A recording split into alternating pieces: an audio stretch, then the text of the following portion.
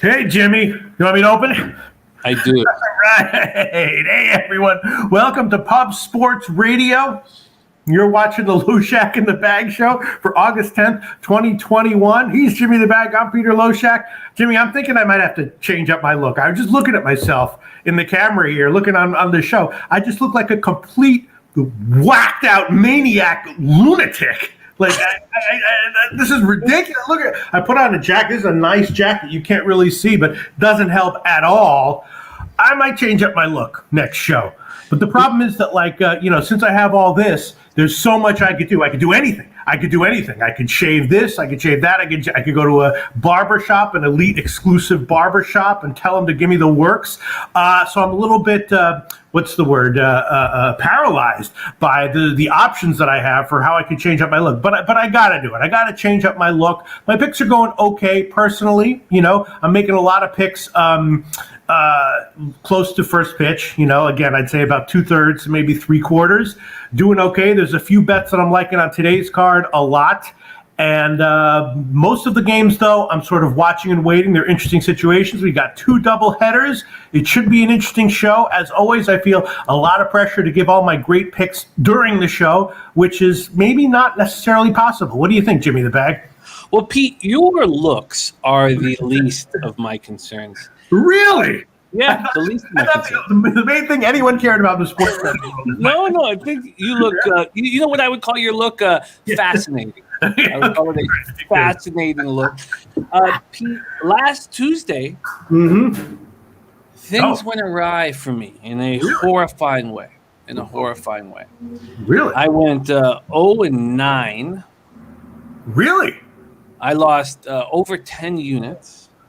Wow. And it was a disaster, a $1,350 disaster that began a roller coaster ride of a week. I followed it up with a 2-5 Wednesday.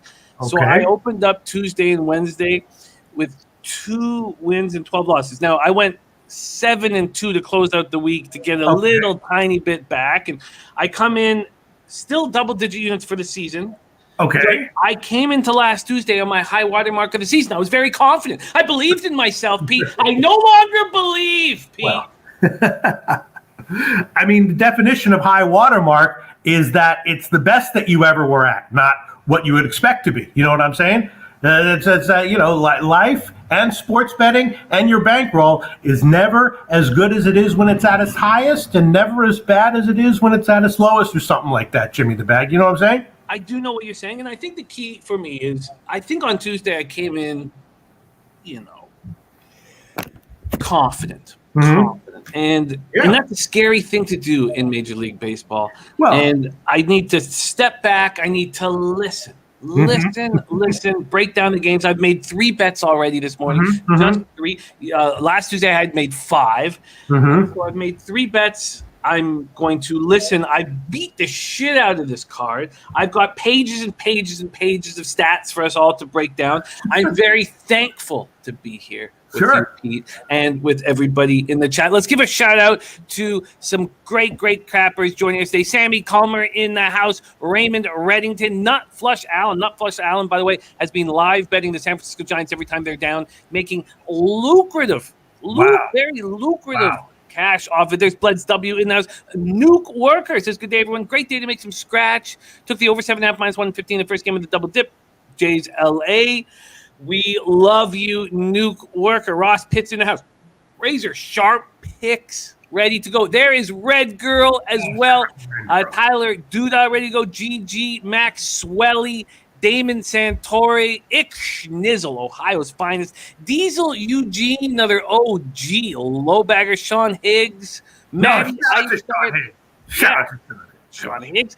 We have Matty Ice started Tate, play today. Nasty Nate. Remember, we almost went to Rhode Island and worked for Nate. Remember that? Yeah, yes, I do. Many moons ago. Yeah. It could still happen. You never know what the future brings, Jimmy. You never know. Slats 45, 42 degrees with the Humidex in Montreal, chilling at home in AC, listening to Jimmy and Pete. How cool is that? He says there's Luke Murphy, by the way, an esteemed author. His latest novel was just released last week. Pete, Luke Murphy in this joint. Swervin, Walla Walla Dose, Ron Crawford, Puzzler, David Summers, Eric Thomas, Joshua Kanalaya. What a great group. Ilya Katz been with us since day one. All right. Matty Ice, Cash, the Taint play today, parlay on Friday. We'll do a quick review, but we do have 17 games ready to break down. So we've got a lot of work to do. So let's not take too much time here. Crystal Warren, thank you for joining us. We love capping with you, Crystal. There's Michael Ervelina says, my life is complete again. Shout out to you, Michael Ervelina. Great group. Mr. Gokster, whom we love dearly. The spreadsheet, by the way, play today 9-3. 9-3, went 3-1 last week. 9-3 since he has returned to the show. I love it. And Rich G says 0-9 is incredibly difficult to do. He respects. Thank you. Oh, man. God, I look awful. Jimmy the Bag, listen, as we know in sports betting and anything that you're doing that involves, randomness, variance plays a role. So, when you have your 0-9 day, if you have 2 or 3 0-9 days, that's something to be very concerned about. Even one is something to be concerned about. But if you spend enough days handicapping, eventually you would expect an 0-9 day, even if you have a 54% edge or something like that. You know what I'm saying? Yes, and my edge is exactly that now, 54%, 242 wins, 206 losses, plus 10.50 units, ROI plus 2.34%, average line minus 112. We went 4-1 on Friday. Again, this is just, I know what Pete means when he says, there's a lot of pressure to succeed. And I took the weekend off. I went down to Niagara Falls. I bet horses. I hammered Saratoga as hard as possible, but I took a couple days to be with the family and relax. So I feel refreshed and ready to rock. Taint coming off a winning spot, but our friend Say Hey, play of the day, Say Hey had a rough week. I'm sure he'll regale us with some of his tales, but he's now 22-27, down 5.46 units. So the opportunity to shave his mustache and keep his job is dwindling. That's the deal, Pete. If he is at plus units on August 31st, he can comfortably shave his mustache. If he's in negative units, he shaves his mustache, he's fired. Yeah. Well, okay. Okay. Right. No, I mean, look, it's just like you have to look at the big picture. You know what I mean? I mean, what's your ROI in the year? My ROI is 2.34%. All right. So if you have a plus 2.3% ROI on the year after your debacle from last week, you should look at that and be like, I think I'm doing something right. You know what I mean? On the other hand, the flip side of that is if you have a record like what you just quoted me from Jose, you should look at that and be like, I just suck at capping. You know what I mean? You have to take a bird's eye view. So when I look at this from a bird's eye perspective, I think, Jimmy the Bag, you're a legit capper and you have nothing to worry about. I look at Jose and I think he sucks at capping. Nice guy, has a lot to worry about as far as capping is concerned. That's how I look at it from a bird's eye perspective, right? I think that makes a lot of sense. I think I'm just kidding around. I'm just joking. That makes a ton of sense. Joking. We're just busting his balls. That's what we call it here in Brooklyn, busting somebody's balls. A shutout needs to be done, Pete. Maybe you can take over and deliver this for us. Crystal Warren says, took the weekend off, had to see my son graduate from Marine boot camp. Wow. Hell yeah. Semper Fi. Semper Fi. Shout out to Crystal Warren's son. It's a rough world out there. It's hard to get by just upon a smile. That's a Cat Stevens lyric. Classic Cat Stevens lyric. Huge shout out to Crystal Warren's son. Take care of yourself so that you can then take care of other people. That's my advice to Crystal Warren's son. Make sure you take care of yourself first so that you can then dedicate your life to taking care of others. I just made that up on the spot, Jimmy the Bag. That was my advice that came to me from the universe for Crystal Warren's son. Congratulations on graduating from the Marines, Crystal Warren's son. Absolutely, Crystal Warren. And yeah, you must have done so many things right raising your boy. All right, it's time to get to work. Crystal Warren. Not easy to be a decent parent ever, and especially in these times. Absolutely. Absolutely. Here we go. Thank you all so much for joining us. We are going to start with both of the doubleheaders. So we're going to start at 2:20 p.m. Eastern. Game 1 of the Milwaukee Brewers, 66-46, 34-19 on the road at Chicago Cubs, 52-61, 31-24 at home. We're at Wrigley Field in Chicago, Illinois. It is 88 Fahrenheit at Wrigley at opening pitch, but it feels like 106 Fahrenheit. It gets up to 110 Fahrenheit by about, the 5th or 6th inning. 10 miles per hour out to left center. Freddie Peralta on the hill, 8-3, 2.21 ERA, 0.89 WHIP, 114 innings, 154 Ks, 49 walks, 10 home runs. He's been excellent this year. Coming off a 6-inning start where he allowed 6 hits, 2 earned runs, no homers, 2 walks, 9 Ks, and a 4-2 win at home versus the Pirates. Going up against Justin Steele, the 26-year-old. He has posted a 2.03 ERA in 11 appearances out of the Cubs bullpen so far this year. 1.05 WHIP. He's looked very good. 21 Ks and 13 1/3, 7 walks, 2 home runs. His last appearance, he went an inning and a third, didn't allow a run or a hit. Struck out 3, walked 1, and a 5-2 win at home versus the Nats. Since recovering from a hamstring injury and being stretched out at AAA, he has a 0.87 ERA, a 151 batting average against for Iowa. That's 5 starts for Iowa, 20 2/3, 27 Ks, and 9 walks in Iowa. He has looked good. The Brewers aren't smashing righties over the last 30 days, 232, 705 OPS, about the same numbers of the Cubs over the last 30 days, 238, 697 OPS. Cubs bullpen has fallen apart. Cubs bullpen looks ugly, 5.36 ERA, 1.40 WHIP, converted 6 of 6 save opportunities. Brewers bullpen's been good, but starting to fall back a little bit again, 3.70 ERA, 1.28 WHIP. All right. Ternsey says no run first inning. Time to set the table here and see what our man Pistol Pete Loshak wants to do in this spot. 2:20 p.m. These are the odds we have for us. The Brewers open up at -209. They're now down to -183.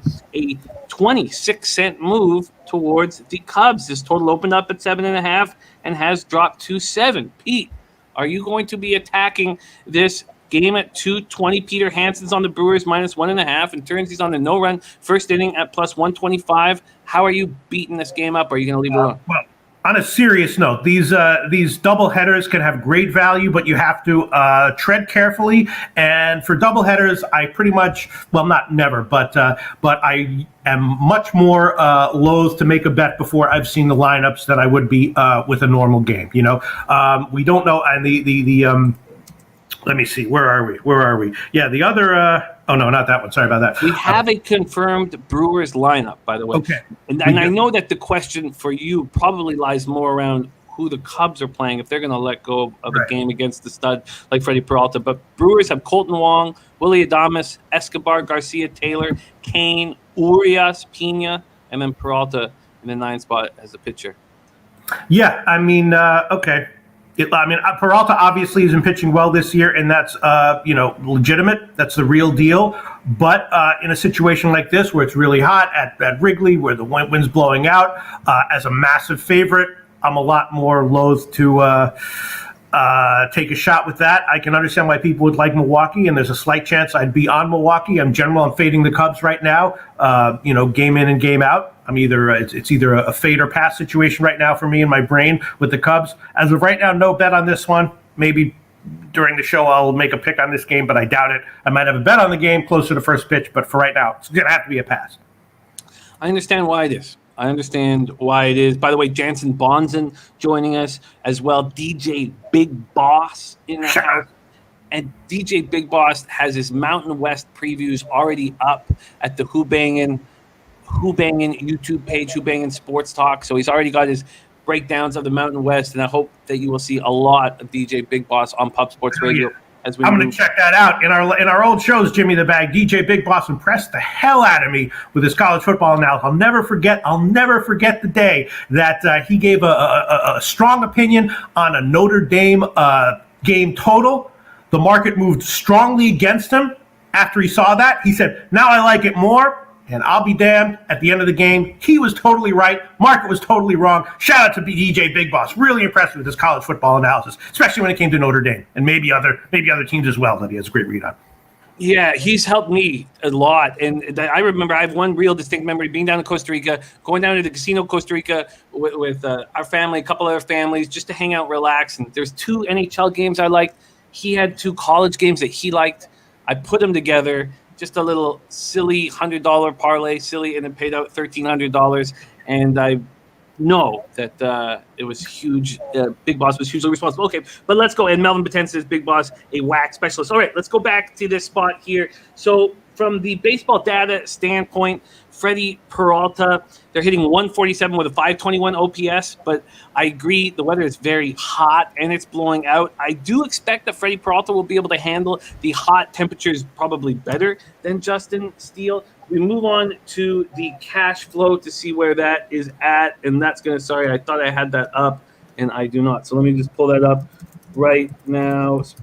Get this up here. Here we go. The Cubs have looked very, very poor since they let go of their three biggest bats. So here we go. Let's see if the public is betting against them in this spot at 2:20 p.m. We have so this we can't use the analysis here because Sports Insights includes the tickets from yesterday in their breakdowns, and that will just. The other thing with this game is that Steele's numbers are awesome. It's not clear, how many innings are going to try to get out of him. I'm going to do a little bit more research into it, maybe, but I don't really want to bet against that as a massive road favorite. Trinity says, "Why is no run first inning at plus 125?" Just because of the weather blowing out, the wind tunnel blowing out. Do you have any other reasoning for this no run first inning to be at plus 125, Pete? No, I mean those numbers until they get bet are entirely based on the totals of the game. And I have been told that Rusty Kuntz play of the day is in. Rusty Kuntz play of the day is in. Can you post that up for me? Because I can't seem to find it. Can you hit me with that again, Turnsy, one more time? I have been told that Rusty Kuntz is in. All right. We're going to move on to game 2 to discuss this spot. And I know, there's going to be a lot of analysis taken from game 1. There it is. Rusty Kuntz play of the day. Red Sox over 4.5 at minus 130. So Red Sox team total over 4.5. I think that's a very interesting look. Expecting Patino, who locked them down last start, to get touched in this one. We have a couple of young fireballers who have shut down an opponent, and they're seeing them again within a month. So Red Sox team total over 4.5 at minus 130 for old Rusty Kuntz play of the day. Look at that. Look at him just smiling, just relaxing there on Rusty Kuntz's nutsack. It's just to show solidarity. Move on. Rusty Kuntz play of the day is in. Okay, so this 8:05 start is also tricky. The wind gets slightly stronger out, 12 miles per hour. Aaron Ashby will be pitching here. The 23-year-old drafted in the 4th round out of prestigious Crowder College in Neosho, Missouri. AAA Nashville numbers 5-4, 4.48 ERA, 1.38 WHIP, 62 1/3, 98 strikeouts. And those 62 1/3 and only 4 home runs allowed. He's had 1 appearance so far in the show, 2/3 of an inning, and he got destroyed for 4 earned runs, 7 runs in total in a win at home at the Cubs. Alec Mills on the other side. Alec Mills, 6 innings, 8 hits, 2 earned runs, 2 walks, 3 Ks, and a 3-2 win at the Rockies in his last start. And I had faded him first 5 in that game. 5-4, 4.41 ERA, 1.44 WHIP on the season. And for Alec Mills, he's much better at home than he is on the road. At home, he's 4-1 with 3.27 ERA. Opponents batting .269 off him. On the road, 1-3, 5.45 ERA. Do you have any leans, any plans? If there's something that takes place in game 1 you want to do in game 2 or anything of that sort, Pete? No, I would never make a bet on game 2. Well, not never, but rarely will I make a bet on a second game of a doubleheader without knowing what happened in the first game and seeing the game 2 lineup. And we have Ron Crawford's spreadsheet play of the day. Krista Warren, by the way, took a Peralta K-prop. Cubs so up and down, and Peralta can go complete. Very, very interesting spot from Crystal Warren. Ron Crawford's spreadsheet play of the day is in. It is the Astros minus 138, and that minus 138. That scares me very, very much because I have already moved on the Rockies' first 5. I do not like. I mean, we can both win, but that does concern me very, very much. So that is game 2. Morgan Spooner saying Peralta on the pitch count. It's going to be very hot. We move on to the next doubleheader. That's Angels at Toronto Blue Jays. This starts at 6:07 p.m. Eastern. It's in Angel Stadium, Anaheim, California, but the Toronto Blue Jays will be the pseudo home team for this contest. They will be batting last. 82 Fahrenheit, clear, 9 miles per hour to right center. We have Chris Rodriguez, 23-year-old fireballer, 4th-round pick in the 2016 draft out of high school in Miami Gardens. Rodriguez has looked good so far on the show. He's coming off they're coming off 4-1 loss at the Rangers last time he started. He went 6 innings, 4 hits, 4 runs, 3 earned runs, 2 walks, 7 Ks. He's got 3.86 ERA, 1.36 WHIP on the season. Going up against Steven Matz, who surprised me with his spectacular start last out. It was at home versus the Indians. He went 6 strong, didn't allow a run, 6 hits, 1 walk, 8 Ks. The Angels versus lefties over the last 30 days, not strong, 236, 702 OPS. The Blue Jays are raking righties, 257, 790 OPS. Both bullpens are below average over the last 30 days. Angels bullpen 4.42 ERA, 1.45 WHIP. Blue Jays bullpen 4.30 ERA, 1.29 WHIP. And before I put out the odds for Pete, something that we talked about when the Tigers had won 7 straight and then switched cities. Now, I know it wasn't a 7-game winning streak for the Jays, but they did just complete a 9-2 homestand and now fly all the way to the West Coast. And I believe it's a very dangerous spot to back them here. But in saying that, I certainly don't want to fade them. In game 1, the Jays opened up at minus 162. They're now just at minus 163. Some books have moved down to the 7.5, almost all of them. Pinnacle still holding the 8 at minus 125, juice to the under, but market moving towards the under. Pete, any interest in game 1 of Angels Blue Jays? Not really. I do think that Suarez in game 2 is probably going to be vulnerable. So depending on what the lineup is and how game 1 goes, I might be looking at Toronto team total over, or maybe Toronto first 5 or -1 in the game, something like that. I might be on that one. Matz is interesting. He throws a lot of when he's on his game, he's very sharp. I believe he throws a lot of sliders, which, when it's going well, can be one of the most unhittable pitches in baseball, but also are pretty tough on the elbow. So, he tends to get injured a lot and pitch through injuries where he's a good fade. But when he's in good health and on his game, he is legitimately lights out, as we saw in his last start. So, I agree with you. I don't really want to take Toronto in the first game, but against Suarez, I think that their lineup might wake up a little bit more. So I can't give any official picks on this right now. Definitely leaning to take the Toronto lineup against Suarez maybe in game 2, and that's about it for now. Interesting look. Mr. Gokster backing that up, says Jay's great on second game and double headers. I like that, Pete. There's Colv Coleone, OG low bagger, Colv Coleone, the Vegas King in the house with us. All right, let's take a couple more or closer look, let's say, here. Against Rodriguez, only 4 batters have seen him in the show. 0 for 3 against him. Against Matz, nice numbers.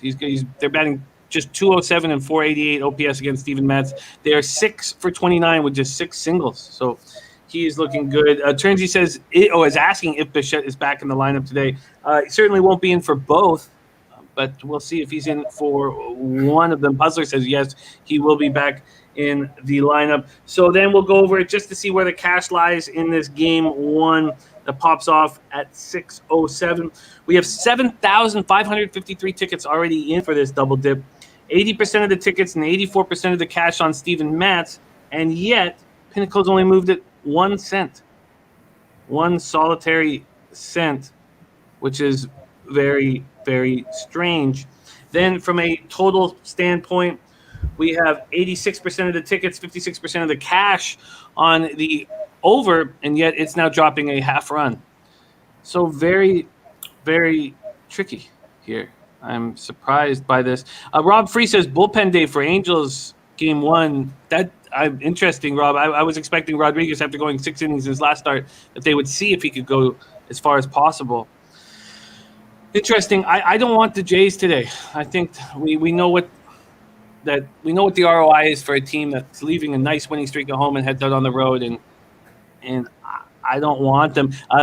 Pete talking about game 2 with Jose Suarez. Suarez, his last start was at Texas. He went 5 2/3, 6 hits, 3 earned runs, 1 homer, 1 walk, 6 Ks.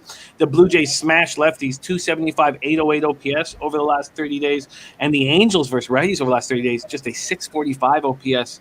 Ross Stripling, Pete, I do not know what to do with Steven Matz and Ross Stripling. Do you think that Ross Stripling's run of really good starts, coming off 6 innings, allowing just 3 hits, no runs, can continue? Yeah, Stripling's an interesting case. He definitely benefited from great pitching coaching when he was with the Dodgers. That really helped him a lot. Then when he left, he sort of tailed off a little bit. But, in general, he's a guy who, he's one of these guys who, against a relatively weak lineup in a pitcher-friendly park, I would expect him to be reliable, to have a strong start, but against a tough lineup in a less promising hitting situation for pitching, I would expect him to get hits. So this one is I think he'll be okay. I'd expect him to go 6 innings, 3 runs, something like that. I would be a little bit more surprised if he got hit here. It's just in general, I'm looking to fade Suarez, I think, in this spot. Nothing against Suarez personally. Toronto's a tough lineup against lefties, and this is not a good spot statistically, according to my numbers, for Suarez in addition to that. So, yeah. And I like the young, I guess, but the Angels are a pretty young squad, actually, right now. But I like the young Blue Jays in a double dip. But that flight all the way across the continent could hurt them late. Michael says Angels win game 1. Angels win game 1. Chris Brady says LA's 20-9 in one-run games, and the Angels figure as an under 500 club. Toronto's just 8-13 in one-run contest. Real Deal Prime says Jays are for real. And Morgan Spooner says all first game of Jays doubleheader this year have gone under. All first games of Jays doubleheaders have gone under. Very, very interesting. Thank you for sharing that with us. And Big Daddy Boom says Angels a very tricky team. There you have Michael Levine says if Pete thinks giving up 3 runs, then the first 5 over would be a good play if both teams get a few runs each. Yeah, 3, but very possibly 2. Not if I'm going to bet one of those first 5 team total overs huge, I'm expecting 4 or 5. You know what I mean?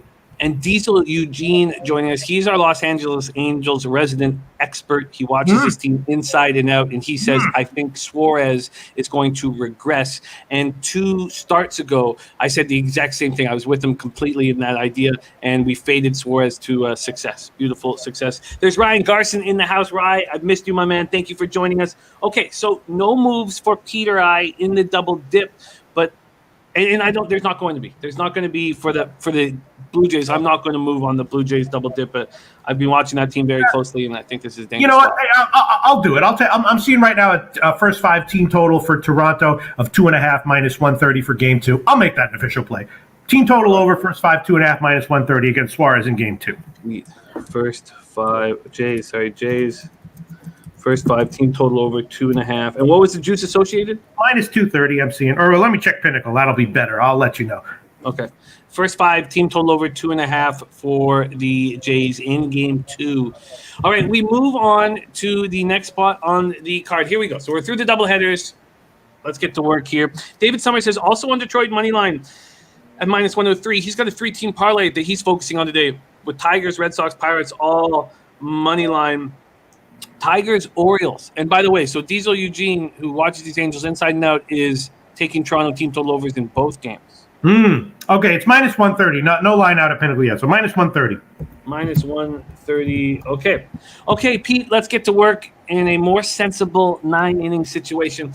Detroit Tigers, 54-60, 22-35 on the road at the Baltimore Orioles, 38-72, 17-34 at home. My initial look, just seeing the way Aiken has been pitching and seeing Casey Mize on the bump after a bad start at home versus the Red Sox, I thought, God, Tigers got to be the play. And the market move quickly moving over to the Orioles last night. We'll see where it is right now. Took me back and made me think, let's just sit back. No need to rush it. Talk it out with the guys and the men and women in our chat. Casey Mize, 6-6. When you check the line move, you will see why it's important to not overreact to any line move, and especially a small line move on an overnight line. Go ahead. Did you check the line? Check the current line yet? Sure. Let's give it a check. Let's give it a check right now. Here we go. Detroit. So Detroit opening up at minus 113. They're now at minus 121. 8-cent move at Pinnacle. This total's gone from 10.5 to 10. I do care very much. A 20-cent move or a 25-cent move since that line move that you were talking about. Definitely. But I knew the public would be all over Detroit. So I thought that the initial move to Baltimore was perhaps sharp money getting in right away. And I knew the public's going to look at Casey Mize, Keegan Aiken, and be all over Detroit. So the fact that it initially didn't go towards Detroit just made me want to just pause. No need to rush into anything and talk it out here. 89 Fahrenheit, humid, partly cloudy, 10 miles per hour to left center. Mize last start, 5 innings, 7 hits, 4 earned runs, 3 homers, 1 walk, 3 Ks, and the 4-1 loss at home versus Red Sox. Keegan Aiken has looked bad, and the Tigers are raking lefties. 309, 837 OPS for the last 30 days against lefties. Keegan Aiken's last start, 3 innings, 7 hits, 4 earned runs, 2 homers, 1 walk, 3 Ks, and 8-7 loss at the Angels. He's 0-5 with a 7.66 ERA, 1.74 whip. The Orioles versus righties, 238, 684 OPS. Look at this. Tigers bullpen last 30 days, 3.86 ERA, 1.40 whip. Orioles bullpen, 7.16 ERA, 1.64 whip. Why would there be an initial move to the Orioles? Why are the Detroit Tigers not bigger favorites? And how are you betting this, if at all? Well, yeah, I'm not really questioning it. I'm looking at my numbers here. They like Detroit. This is, sort of one of the no-brainer plays on the card. I like Detroit first 5 money line and Detroit first 5 team total over as well. I think Aiken will be vulnerable here against the Detroit lineup. And my numbers also like a relative bounce back spot for Mize. So doesn't really matter to me what the public is on or not on. I might double up on it, but definitely liking Detroit here. 84% of the tickets on the Tigers, 93% of the cash. 66%, and we have 5,409 tickets in, so nice sample size. 66% of the tickets on the over, 72% of the cash. Vital says, hey, Jimmy, I took this last night. I was able to get the Tigers first 5 at minus 125. Mize has a first 5 record of 12-4. Keegan has a first 5 record of 0-6. Sean Thompson on Detroit first 5. Mr. Gokster says, all over Detroit. Slats double dipping Detroit. Yeah. All right. I'll make it an official pick at Pinnacle. Detroit right now, minus 130 on the money line. I'll take that one. And I might double up with the Detroit team total overs as well. We'll see. Tigers minus 130 on the money line. Billy Pilgrim says Mount Castle still out, it appears. Yeah. I mean, yeah. Look, I get it. Orioles versus righties is 238, 684 OPS. Let's go over to the baseball data. Against Mize, they're hitting 190 with a 577 OPS. I mean, they haven't seen much of Aiken. They've seen him 2 at-bats, but they're 2 for 2 against him. I mean, Rob Free got the Tigers at plus 105. Michael Evelyn says, yeah, I didn't understand why the Tigers first 5 was an underdog last night. I find this all very, very, very strange. Have not seen one person saying they're back in the Orioles. Just everybody on the Tigers. And Vital says Tigers will have 9 right-handed batters in the lineup today. I mean, why am I uncomfortable about this? Why are you uncomfortable? You want me to just say it? Yeah. Because you're a scared pussy. That's why. Whoa, shit. No, I'm just kidding around. I'm just kidding around. I know. You set me up with a joke like that, I'm going to whack. No, I get it. I just, with everybody on one side, the early money moving towards Baltimore, it's just... And for the record, I actually believe the opposite. You are not a pussy when it comes to It's all good, buddy. Don't worry. You are prudent, circumspect, careful, appropriately cautious. Lots of those words that you probably should be, but not a pussy. Definitely not. Matthew Jaduski says Casey Mize on a pitch count is the only thing that makes me... You're watching the Loshak in the Bag Show! Go ahead. Sorry. Go ahead. What did you say? Sorry, I didn't mean to cut you off there. Sorry. Go ahead. No, it's all good. Brandon Lugo's on the over here, passing on the side. I don't know if I even trust the Orioles bats right now. I mean, this is just, it's just strange. Obviously the Tigers should be on the card. It just doesn't feel, I don't know. Okay, so I'm gonna double up. Sorry, I'm gonna double up. Detroit first 5 team total over 2.5 minus 129. Current line of Pinnacle. So I'll double up here. All right, so we have Pete on Tigers minus 130 money line and Tigers first 5 team total over 2.5. And what was the juice? Minus 129. Pinnacle line. Minus 129. Razor Sharp says, okay, you're starting to act like Jimmy Jose with all the laughing. Look, okay, I'll get serious here. And look, I expect seriousness from Jose after the roller coaster of a weekend and week that he had. Okay, let's get to work here. We move on to, and no move for me yet. No move for me. We move on to 7:05 p.m. Eastern. Los Angeles Dodgers 67-45, 31-25 on the road at Philadelphia Phillies 59-53, 34-21 at home. This was another spot where I looked at Scherzer and Nola, and we know what Nola's been like on the road. Questionable. Should be faded. 3-4, 5.56 ERA, 259 opponent's batting average. At home, he shines. Now, not to the extent that we've seen, but 4-2, 3.18 ERA, 223 opponent's batting average. I also was like, wow, Scherzer, Nola, to bring out the best of each other. But market moving towards the over 86 Fahrenheit, humid, 10 miles per hour to left center. And I thought, stop everything, talk it out. Talk it out. Let's see what we are getting here from a market standpoint, and let's watch Pete roll. We have the total opening up at 8.5, minus 111 to the over. Now it's just minus 112, so just a 1 cent move towards that. The Dodgers open up at minus 158. They're now minus 155, a 3 cent move towards the Philadelphia Phillies. Pete, Scherzer, Nola, aces on the hill. Take it away.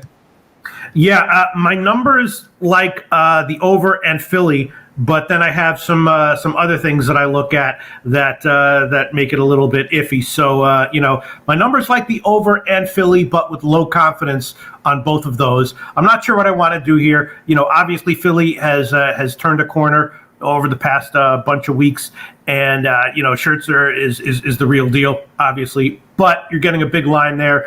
I don't know really what to say. My numbers like the over at 8.5 and Philly at plus 145 or whatever, but with kind of low confidence on both. I haven't bet it yet, and that's my take on it. Well, let's see what our man Jose Say Play of the Day has to say about this spot. Jose taking this shit very seriously, I presume. Jose, welcome to the show. How are you?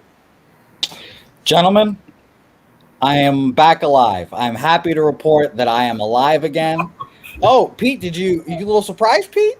Yeah, no, I'm just busting your ball. In Brooklyn, we do something called busting people's balls, and so that's what I'm doing for you, Jose. And it's actually it's fun for people who are watching it, and it's actually beneficial for the person whose balls are getting busted. A lot of people don't realize that.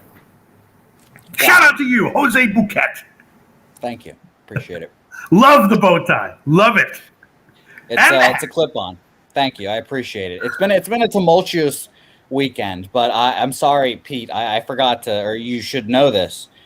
This is all business here. We don't laugh during this segment. Okay. I apologize. I like the shirt too. The bow tie would be nothing without the shirt. Very nice. Very nice. Thank you. Jose, you're falling apart in front of our very eyes. You're on a 2-game losing streak. You've lost your wallet. You puked all over your rental car. Quickly, how did the rental car return go? Seamless. I didn't even get charged, so it was perfect. Good thing for me. Instead of all over the car, the throw up went all over myself. Okay. So I used myself as a human shield in this. Pete, I'll give you the quick rundown. As you heard, Jimmy might have had a tough midweek, and then I as a teammate, I'm a good teammate. He needed a slump buster, and Dennis Trusty suggested some shots. We got into some shots, and my Thursday night was spent in the toilet throwing up all evening. Yes. How did that impact your handicapping long term? Did you find? Very poorly, because Friday night, I bet on my man Nola. I know it was Thursday night. I didn't watch a second of the game because I was throwing up. I lost, apparently. That was very tragic. Friday night, I was on death's door still. I bet the Red Sox. They got shit pushed. Saturday, I went to a baseball game. I lost my wallet at said baseball game, and the Red Sox had a tough day. And then Sunday, you think the Red Sox put everything together. They're up 7-2, and then they blow a 7-2 lead in the 7th inning, and makes me want to throw myself into traffic. So it's been a tough weekend. However, my wallet was recovered, so at least I have it. Oh wow! Look at that! That's a good omen for this week. Now I know you want to shave your stash without being fired from your job, and you are in a tough spot here. You are over 5 units under the number. You're over 5 units in the red. Take it away, Max Scherzer, Aaron Nola. Scherzer's first start for the Dodgers, 7 innings, 5 hits, 2 earned runs, 1 homer, 1 walk, and 10 Ks, a 7-5 win at home versus the Astros. Nola, as was mentioned, is coming off a rough start in a 7-6 win at the Nats. 5 hits, 5 earned runs, 1 homer. The Dodgers smashing righties last 30 days, 267, 818 OPS. Phillies, 247, 750 OPS. How do you plan on betting this spot? Well, first, to start off, make everyone feel better about the over. I like the under. I was leaning that way to begin with, but the market moves and everything has kind of put me off of that. Instead, I'm just going to simplify it. I'm going to take the Dodgers run line today, -1.5. I think Scherzer, of course, they have that familiarity there with Scherzer. They see him all the time. But Scherzer at the bank this year, 3-0, 1.45 ERA. So familiarity with Max Scherzer simply does not matter because these Phillies hitters have not been able to touch him since he got to Washington, essentially. Aaron Nola also 105 plate appearances, a sub-2 FIP. So, I like the under today. I think they can both have a nice little day, but I think that a very emotionally charged week for the Phillies. They take first place. I think you might be able to get a good crowd. That would be my concern about this. If the crowd comes out again, boosts the boys, gives them a little a kick in the ass. But I think the Dodgers come out, do their thing. Scherzer throws 7 shutout. We get a nice, let's say, 3-0 victory. And we ride out to the sunset. Against the Phillies in his career, 190, 641 OPS against him. The Dodgers against Nola, 189, 485 OPS. Let's take a look and see where the cash lies in this spot here. Huge game in Philly. 4,842 tickets in. 65% of the tickets on the Dodgers, just 32% of the cash. 64% of the tickets on the under, 70% of the cash on the under. And, I liked the under. But I couldn't move on it watching the moves here. Pete, what do you think of Jose's look on the Dodgers run line? And actually, very quickly, Jose, what was the juice associated? Pinnacle right now, I believe we've got it at +106. So +106. Pete, what do you think of him back in the Dodgers here? And what do you think of this total? I genuinely hope he cashes. Like I said, I'm almost certainly not going to be betting this one. My numbers, purely numbers, like Philly in the over a little bit, but also with low confidence. If you like the under based on Scherzer and Nola, would you not like the first 5 more? Can you get 4.5? 4.5s are available. Yeah, just thinking out loud here. I'm going to be off it, and we make a lot of jokes in this show, but I sincerely, genuinely hope Jose cashes on this one. I do too. Slots 45 says on Dodgers with the max, and if it's close, we get that Philly bullpen. Only worries, I'm on the same side as Jose. That's a legitimate fear. Philly's bullpen, though, over the last 30 days, 3.58 ERA, but a 1.43 WHIP. But they've been pretty good over the last 30 days. Kevin Riley joining us. Razor Sharp Pick says, is that a bed and breakfast you're at, Jose? Says it's my mom's bed, actually. It's my mom's bed. I have given up my bed graciously. That's another thing. I got kicked out of my house because there's my mom has friends over and they need my bed. So I did not sleep in my bed as well this weekend. But it was a tough weekend for the kid. I'm not gonna lie to you. It was a bit of a tough weekend. But hey, I'm a streaky capper, and here we go. I've had my bad streak, and now we're rolling straight through. Crystal Warren said, I didn't think about it long this morning. He took the first 5 under. Lee Shipley says, all value on Phillies. I'm staying away, but then Philly fans are coming in. Thousands. Playoff situation, and them fans are there, guys. FAP win in the house. Oakland money line and New York Yankees money line for FAP. Our guy is FAP. Sharpie's on the Phillies first 5 +143. Fading my team has been very profitable. He says, hottest team in baseball at plus money at home. Nola is home are way better. Easy bet for me. Wow. Okay. Jose, say hey, play of the day. Dodgers -1.5. We're at August 10th. He has 21 days, which means he only has 12 shows. 12 shows to get back 5 units. I was about to say, I don't know. I don't think that math is on my side today.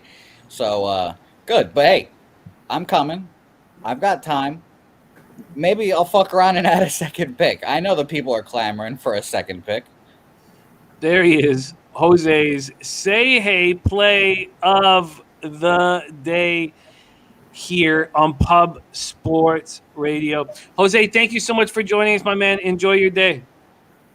I will, Jimmy, but no more fireball and shots for us. No one. We'll see. You just need a little break. All right, we move on, Pete, to Cardinals Pittsburgh Pirates. Cardinals 55-56, 23-31 on the road at the Pittsburgh Pirates, 41-71, 23-30 at home at PNC Park in Pittsburgh, Pennsylvania. 86 Fahrenheit, humid, partly cloudy, 11 miles per hour, sideways out to the left field pole. J.A. Happ. First start with the Cards, goes 5 innings, lots 5 hits, 2 earned runs, 1 homer, 1 walk, 4K, 7-4 loss. He looked much better. On the season, 6.62 ERA, 1.57 whip. He's looked awful.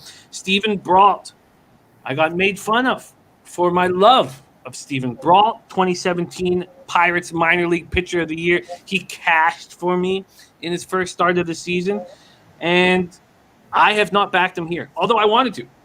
But the Cardinals are a very streaky offense. And Sharpie got us onto the Cardinals about 2 months ago when they started smashing lefties. They smashed lefties for about 3-4 weeks and then stopped. Completely stopped. Went ice cold. They're back to smashing lefties again. 262, 818 OPS versus lefties last 30 days.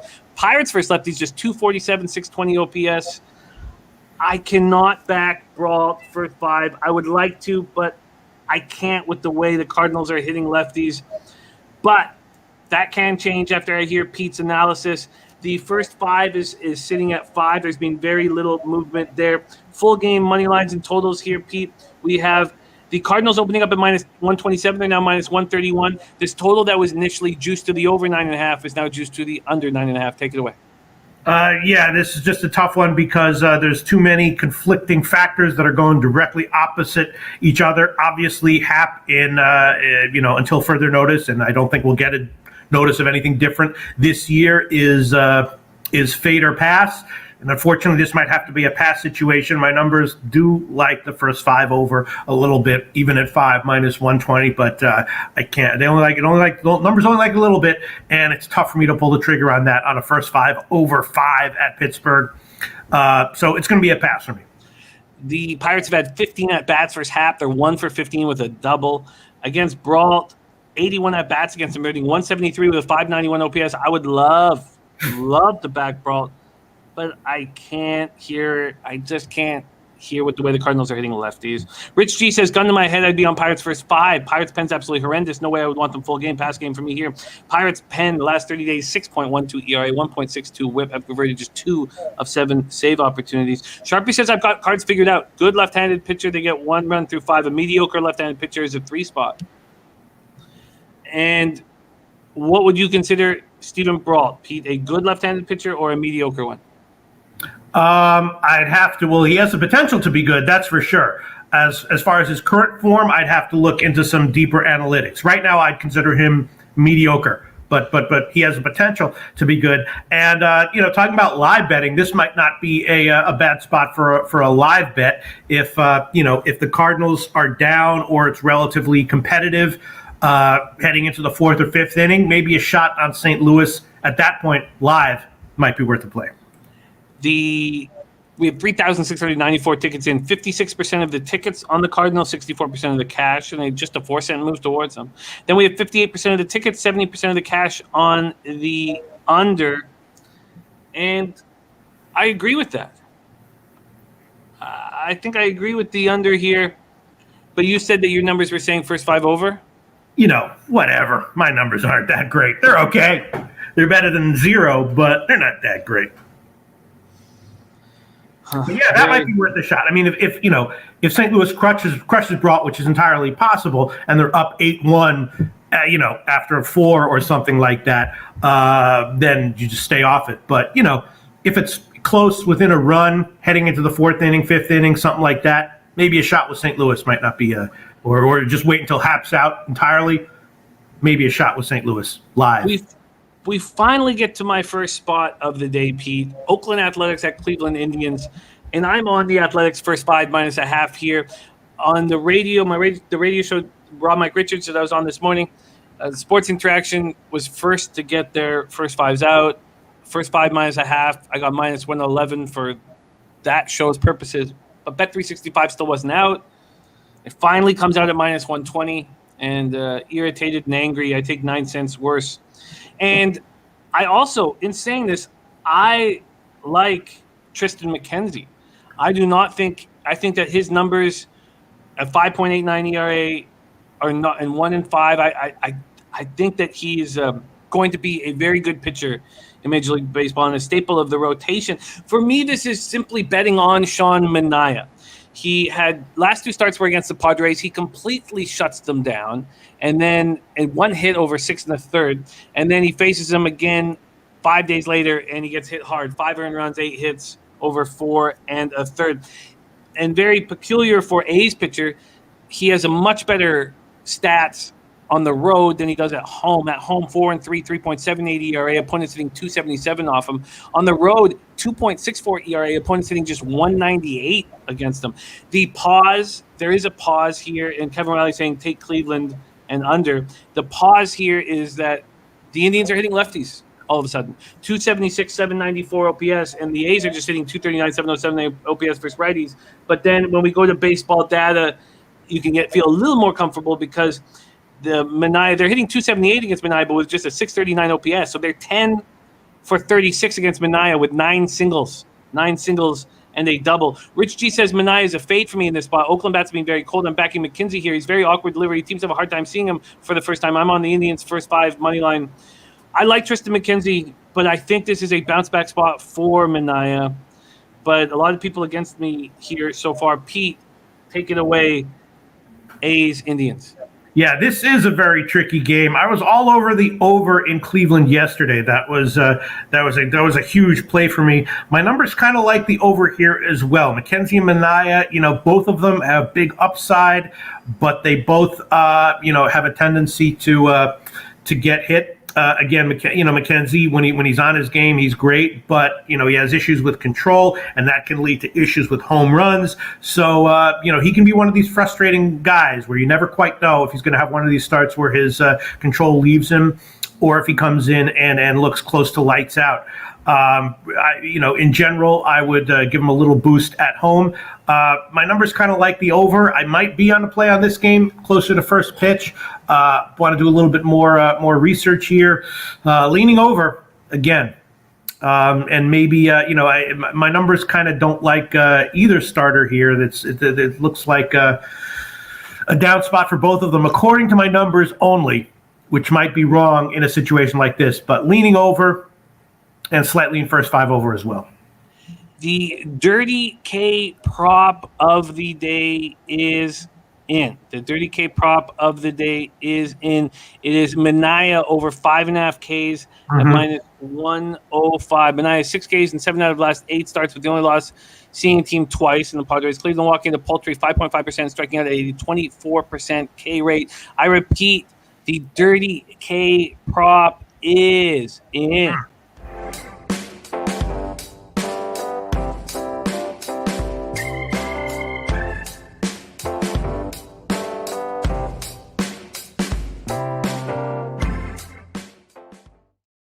Lot of different talks about Manaea here in this spot. So very, very interesting here. Sharpie says that Manaea on the road is A+. And that's part of the reason why I'm also on Manaea here. I like the fact that he got touched up in his last start. He was running real nice. I think that sharpens him up to get out on the road and face an Indians team that doesn't hit him. And most important to me is Jose Ramirez is 1 for 11 against them with a single and 5 strikeouts. I want Jose Ramirez out. I don't want him to be a feared bat in the lineup. And look, I like Tristan McKenzie. I like him. So Rodney Barton says Cleveland covers the run line. They've done it 3 times in a row against Oakland. I expect the same tonight. Okay, so there we go. No Turnsey, Taint is not in yet. Ross Pitt says Manaea is a contact pitcher. Look, it's very offensive weather here. Very offensive weather. I guess I'm getting less and less confident on the spot, but I'm on A's first 5 minus a half and minus 120. Do not like the line I got. And Pete, does this stay off for you? Yeah. I might. This might want to be those games where I'm liking a bet an hour before first pitch, and then wishing I had given it out on the show. But we'll see. Leaning overs though. The A's open up at minus 158. They're now minus 136, so a 22-cent move towards the Indians. This total's gone from 10 to 9.5. I would love to see what the price is for this -0.5 right now, just very quickly at Bet365. Did I take it at the worst possible time? No, it's still at -120. Okay, so it makes me feel okay. All right. Kenny B said, did I miss the spreadsheet play of the day? Yes, you did. And we will go over that. That game is coming up here shortly. We move on to the 7:10 p.m. Eastern spot. This has been a highly debated game here. Tampa Bay Rays 68-44, 33-22 on the road at Boston Red Sox 65-49, 33-22 at home. Michael Irvine says we didn't get a BBW story today. My life feels incomplete. Yes, look, I want Sharpie on the show as much as possible, but we do start very early. And he's out in San Diego, so when he wants to jump on, he knows he can jump on anytime he wants. We love him here. We have the Rusty Kuntz play of the day. Red Sox team total over 4.5 at -130. We're at Fenway Park in Boston, Massachusetts. 74 Fahrenheit, partly cloudy, 6 miles per hour sideways out to the left field pole. 21-year-old Luis Patino, 2-3, 4.42 ERA, 1.20 WHIP. His best start of his career was against these Boston Red Sox, but his last start was not very good. 5 innings, 5 hits, 3 earned runs, 2 homers, 2 walks, 3 Ks, and a 4-2 loss at home versus the Mariners, going up against Eduardo Rodriguez. Evil on the mound. 8-6, 5.33 ERA, 1.40 WHIP. 104 2/3, 131 Ks, 32 walks, 14 home runs. His last start was very good. 4-1 win at the Tigers, 5 innings, 2 hits, no earned runs, no homers, 4 walks, 10 Ks. That's when he matched up against Casey Mize. Rays versus lefties over the last 30 days, abysmal. 223, 669 OPS. Red Sox versus righties, 252, 746 OPS. Rays bullpen over the last 30 days, spectacular. 1.61 ERA, 0.96 WHIP. Red Sox bullpen been slipping. Now the Blue Jays had a big part in that. A 4.81 ERA, 1.33 WHIP. Sharpie says, going to have a play on Rodriguez over 6.5 Ks. What Rodriguez do we get? We know the Rays like to strike out at a 27% clip, and the taint play of the day is in. We will get to that taint play of the day. I will copy and paste it. We will get to it shortly. It's later on in the card. First, Pete, talk to me about Rays, Red Sox. This total opened up at 10. It's moved to 9.5 at inner tops, and the Red Sox opened up at -130. They're now -121. Take it away. Yeah, I definitely agree with the Boston team total overs. They've definitely been underachieving recently, and my numbers say that Patino should be vulnerable here. He can be okay in various situations, but my numbers do not like him here. So I definitely agree with that. Rodriguez, pretty impressive. He's obviously turned it around from when he was struggling earlier on in the year. His velocity is up. I wouldn't be surprised, though, if Tampa Bay hits him, though. So a slight lean to the over in general on the game. Tampa Bay's year-long bullpen numbers are good that I have here. I know they have a bunch of injuries to their pen, so that changes things a little bit. But, yeah, in general, liking the Boston team total overs, and might make one of those an official play. I might double up, or I might join Rusty Kuntz on the Boston team total over, and also liking the first 5 team total over as well. Very, very, very interesting. All right, let's go over the baseball data, see if that helps us at all. Why do I have Patino having a great? Why do they only say that Enrique Hernandez has seen him? How is that possible? I thought. All right, I'm gonna double check that. That doesn't make any sense. The Rays against Rodriguez, 267 with an 842 OPS. 267 with an 842 OPS. That makes no sense. That's the first mistake I've seen from baseball data probably ever. Let's go to the market and see where the cash lies in this spot. And here we go. 3,934 tickets in. 54% of the tickets, 51% of the cash on the Red Sox. 61% of the tickets, 75% of the cash on the under. Wild. Matty Ice, correlated parlay Red Sox and over 7.5 is at +170 at BetMGM. Donald still says small sample size, but the Rays hitters have had some success against Rodriguez. There's Yellow Jesus in the house to bless our picks. Wow. Okay, so Pete, do you want to wait on deciding to pull the trigger? Nah. I'll join him. I'll join Rusty Kuntz. I'll take Boston full game team total over 4.5 -129. Total over 4.5. -129. There's penny bombs in the house. I'm going to need some more time on this spot. But you also believe that Patino is vulnerable here. Yes, my numbers suggest that this is not a good spot for him at all. Okay. And then the Rays bullpen's been so spectacular over the last 30 days. Why are you focusing on the full game and not the first 5? Yeah, probably pretty stupid. I'll double up. I think it's a good bounce back spot for the Red Sox lineup. I'll double up. I'll take the first 5 team total over 2.5 at -122 as well. First 5 team total over 2.5 at -122. I'll double up on it. Yeah. Yeah, and I wonder if the Red Sox. My numbers like it a lot. Oh, sorry, -115. I'm seeing at a different site. -115. I'll take that. Always take the best number you can get, boys. And you know what? I'm surprised that when my study came here, I didn't move to the splits. When clearly I would like to know what the splits are for Erod. Let me just move over very, very quickly and find out what they are. Here we go. We're moving over to Boston, Tampa. Going to check out the splits here and see if Rodriguez has better splits at home, and then we will move on to the next spot. A tough season he's had. And we go to splits here, and here we go. At home, 3-2 with a 6.35 ERA. Opponents hitting .265 against them. So not very good. Okay. All right, more time for me on that game. We move on, Pete, to 7:10 p.m. Eastern. Washington Nationals at New York Mets. We're at Citi Field in Queens, New York. Nationals 50-62, 21-32 on the road. Mets are 56-55, 33-20 at home. And Lee Shipley says, I'll say it again, Rays plus money. Have to put a little on the Rays. And Trinity said Boston going to score here. And Brandon Beer says Sox run line, this game gets ugly. Ooh, wow.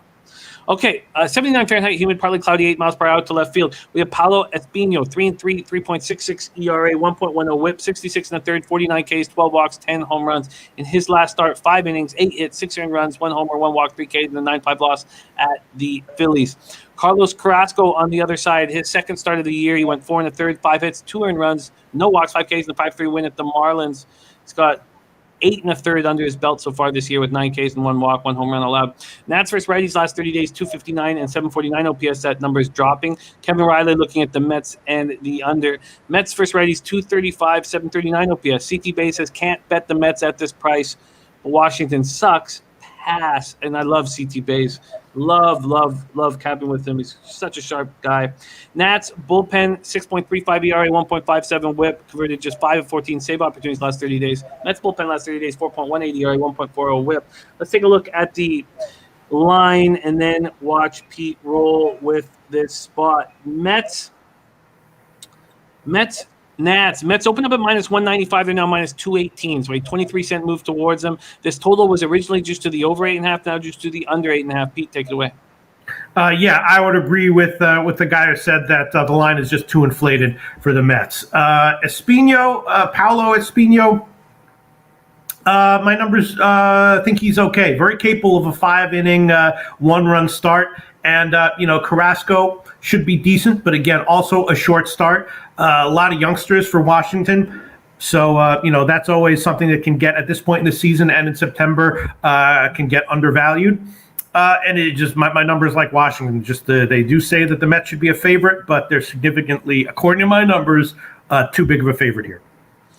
Yeah, and that's what CT Bays was saying. Yeah, I know we have Nats or Mets at Nats, but it is Nats at Mets. But okay, so let's just look at baseball data and see if there's anything we want to do. Against Pablo Espino, they're 3 for 16 with 3 singles. He's looked good against this Mets lineup. Against Carlos Carrasco, 232 with a 518 OPS. So he's got good numbers there. And this win 8 miles per hour out to left. Let's see where the cash lies in this spot. Here we have 3,568 tickets in. 71% of the tickets, 80% of the cash on the Mets. Then we have 52% of the tickets, 75% cash on the over. 52 and 75 on the over, and yet it's dropping to 8.5. Interesting. And Taint play of the day, I repeat, Taint play of the day is in. Seattle run line at +105. I get it. I took a long look at that game. took a long look at that game. And Nutflush Allen saying Giants are absolute great live bet. They get very little credit, and they've been dogs in many games. Let them go down first or second inning, and you get a huge plus number with the best record. Okay. Hell yeah. Shout out to Nutflush Allen. Excellent point. Great guy. And Dennis Trusty says Mets are folding up like lawn chairs. Give me Washington first 5 at plus 180 and moneyline plus 185. I hate it, but if I'm right, it will all be okay. Billy Pilgrim says Mets bats AWOL. In general, I will say this: elite teams. A little bit of a secret here. Elite teams are often a good or great live bet when they get down. And then we have interesting. 75% of cash on the over, and yet it's dropping. And Mets not hitting, and that's not hitting. And you're staying off this game with the lean on the total, Pete. Any lean on the total here? No, my numbers like the under a little bit. But yeah. And they like Washington as a dog. First 5 and full game. Plus plus a half on the first 5, actually just on the money line on the first 5, like plus 185. That's a big line. And Washington plus 1. Very, very interesting. And the total here has gone from juice to the over to slightly juice to the under. Let's take a look at this first 5 here. Asking for more money on the over. Bats aren't hitting. The under, this initially was juiced to the over 4.5. Now it's juiced to the first 5 under 4.5. Puzzler says Mets hitting 184 in the last 7 days. I think that this could be a first 5 under. Should I be concerned at all with the 8 miles per hour out to left field with the humid, hot weather? A little bit, but that might be putting too fine of a point on it a little bit. All right, you know what? I'll go out on a limb here. I'll take Washington first 5 money line. Washington first 5 money line. Yeah. And what's the price of that? I'm searching around. I'm digging around here, trying to find the best line possible. Let me see. Ooh, wow. That's very, very, very interesting. I think I'm going to be adding the first 5 under 4.5 in this spot here. Crystal Warren says, I lean Nats until I saw Mets have won lately after a day off. All right. And Ross Pittsburgh taking Nats plus 1.5. That'll be plus 185. Washington, first 5 money line, plus 185. Plus 185. Dennis Trusty, Peter Loshak on the same spot there. All right, let's go to work.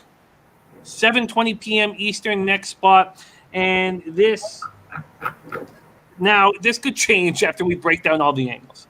But this was my favorite spot on the card. Reds first 5. I got minus 115. Cincinnati Reds 61 and 52, 30 and 25 on the road at the Braves, 57 and 55, 29 and 28 at home at Tues Park in Atlanta, Georgia. 85 Fahrenheit, humid, overcast, 4 miles per hour, sideways in. Sonny Gray's a tricky cap. I know that. But his numbers tell a story that I think I can back here and make money off of. On the year, he's 4-6 with a 4.44 ERA, 1.40 WHIP. He hasn't been very good. 103 Ks in 81 innings is nice, and 11 home runs in 81 innings, probably not where you want Sonny Gray to be. His last start was not good. It was at home versus the Pirates. 5 innings, 6 hits, 4 earned runs, no homers, 2 walks, 7 Ks. At home, he's been bad all year. He's been bad at Great America Ballpark. 1-4, 5.44 ERA, 264 points batting average, and he's allowed 9 home runs. On the road, he's just allowed 2 home runs. He's 3-2 with a 3 ERA. Opponents hitting 248 against him. And I'm a Drew Smyly fan. I've always been a Drew Smyly fan, and I think that he is vulnerable here. He's had 3 straight starts that have been poor. He hasn't made it through. He hasn't completed a 5th inning. He hasn't gotten an out in a 5th inning in his last 3 starts. 4 innings, 6 hits, 3 earned runs, 1 homer, 1 walk, 2 Ks, 7-4 win at the Cards last out. The Reds are smashing lefties right now. Rich G says, Braves hot, Reds can't be trusted. Reds pen one of the worst in MLB last 30 days. I want Braves money line. Reds versus lefties last 30 days, 289 with a 797 OPS. Braves versus righties last 30 days, hitting them hard too, 266, 785 OPS. Rich G bang on about the Reds bullpen, 5.31 ERA, 1.41 WHIP, converted just 6 of 13, and the Braves bullpen has completely turned it around. Last 30 days, 3.16 ERA, 1.10 WHIP. Pete, here you go. Reds, Braves.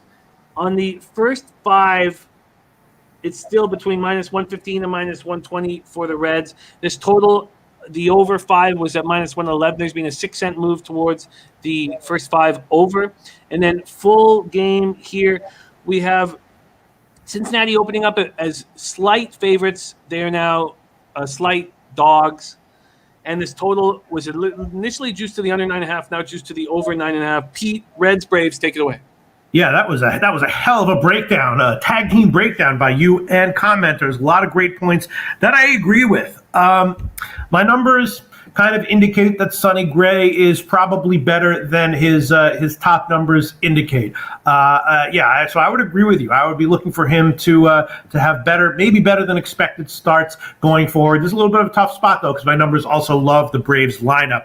And Smiley also looks vulnerable to me here. And for the spot, I like Cincinnati early. So I would completely agree with you. Cincinnati first 5 is a decent play at the current line. It also makes me nervous because I don't really want to be betting against the Braves in general right now. They're a team that I'm probably going to be looking to bet on a lot more than bet against. But in this spot, I would like Cincinnati first 5 and not full game for the reasons that other people already mentioned. So great breakdown and analysis by you, Jimmy the Bag, and the comment section of the Low Bag Show here. I love it. The Reds, or Sonny Gray against the Braves, I should say, 232, 623 OPS. He's been good against them. And you look at, Freeman, he's our biggest concern. He's 2 for 6. So Freeman just with a double and a single. Ozzie Albies 1 for 7. Soler 0 for 8. Jock Peterson 0 for 10. But the Braves lineup is hitting right now. Against Smiley, 273 with an 824 OPS. I like that a lot. We're going to move over to the cash flow in this spot. 2,622 tickets in. We have 70% of the tickets, 69% of the cash on the Atlanta Braves. And a move towards them. So that, makes sense. Then we have 54% of the tickets and just 16% of the cash towards the over, which is interesting, expecting a nice performance. Sean Thompson says, I love the Braves lineup, but the Reds should not be overlooked here. I like the Reds here. Ross Pitts went over. Puzzler says Soler is a great addition. Christopher Comentini asking what the Reds team total over is. I'll grab that for you right now. Pete, are you going to be moving on this game? Yeah, I'll take it. I'll join you. I'll take the Reds first 5 at -114, and I might take the Reds full game team total over as well. We'll see. But I'll definitely take -114 first 5. And what are you getting for Reds team total? Because I'll bring up what we're getting here. I'm seeing what am I seeing? 4.5 -115. Yeah, that's not bad. I'll take that one as well. 4.5 -115. Cincinnati full game. That is nice because Bet365 offering that 4.5 at -130. So I like that where you're getting. Okay, so Reds team total over 4.5 at -115. -115. All right, there we go. There's Millsy in the house. Great to see you, Millsy. Brooklyn Tech says, first time catching the show channel. Good energy, great content. Thank you so much for joining us, Brooklyn Tech. We will never ask you for anything. We will never sell anything to you. We just want to work together to defeat the juice. All right, let's go. Next up, 8:10 p.m. Eastern, Chicago White Sox, 67-46, 29-26 on the road at the Minnesota Twins, 48-65, 24-31 at home. We're at Target Field in Minneapolis, Minnesota, 87 Fahrenheit clear, 8 miles per hour out to left center. Dallas Keuchel going up against Griffin Jax. I find this a fascinating game, and I was listening to a highly thought of baseball handicapper who's got ins with all the general managers and ins with all the just a high up baseball man who said the Chicago White Sox are the best team in the American League.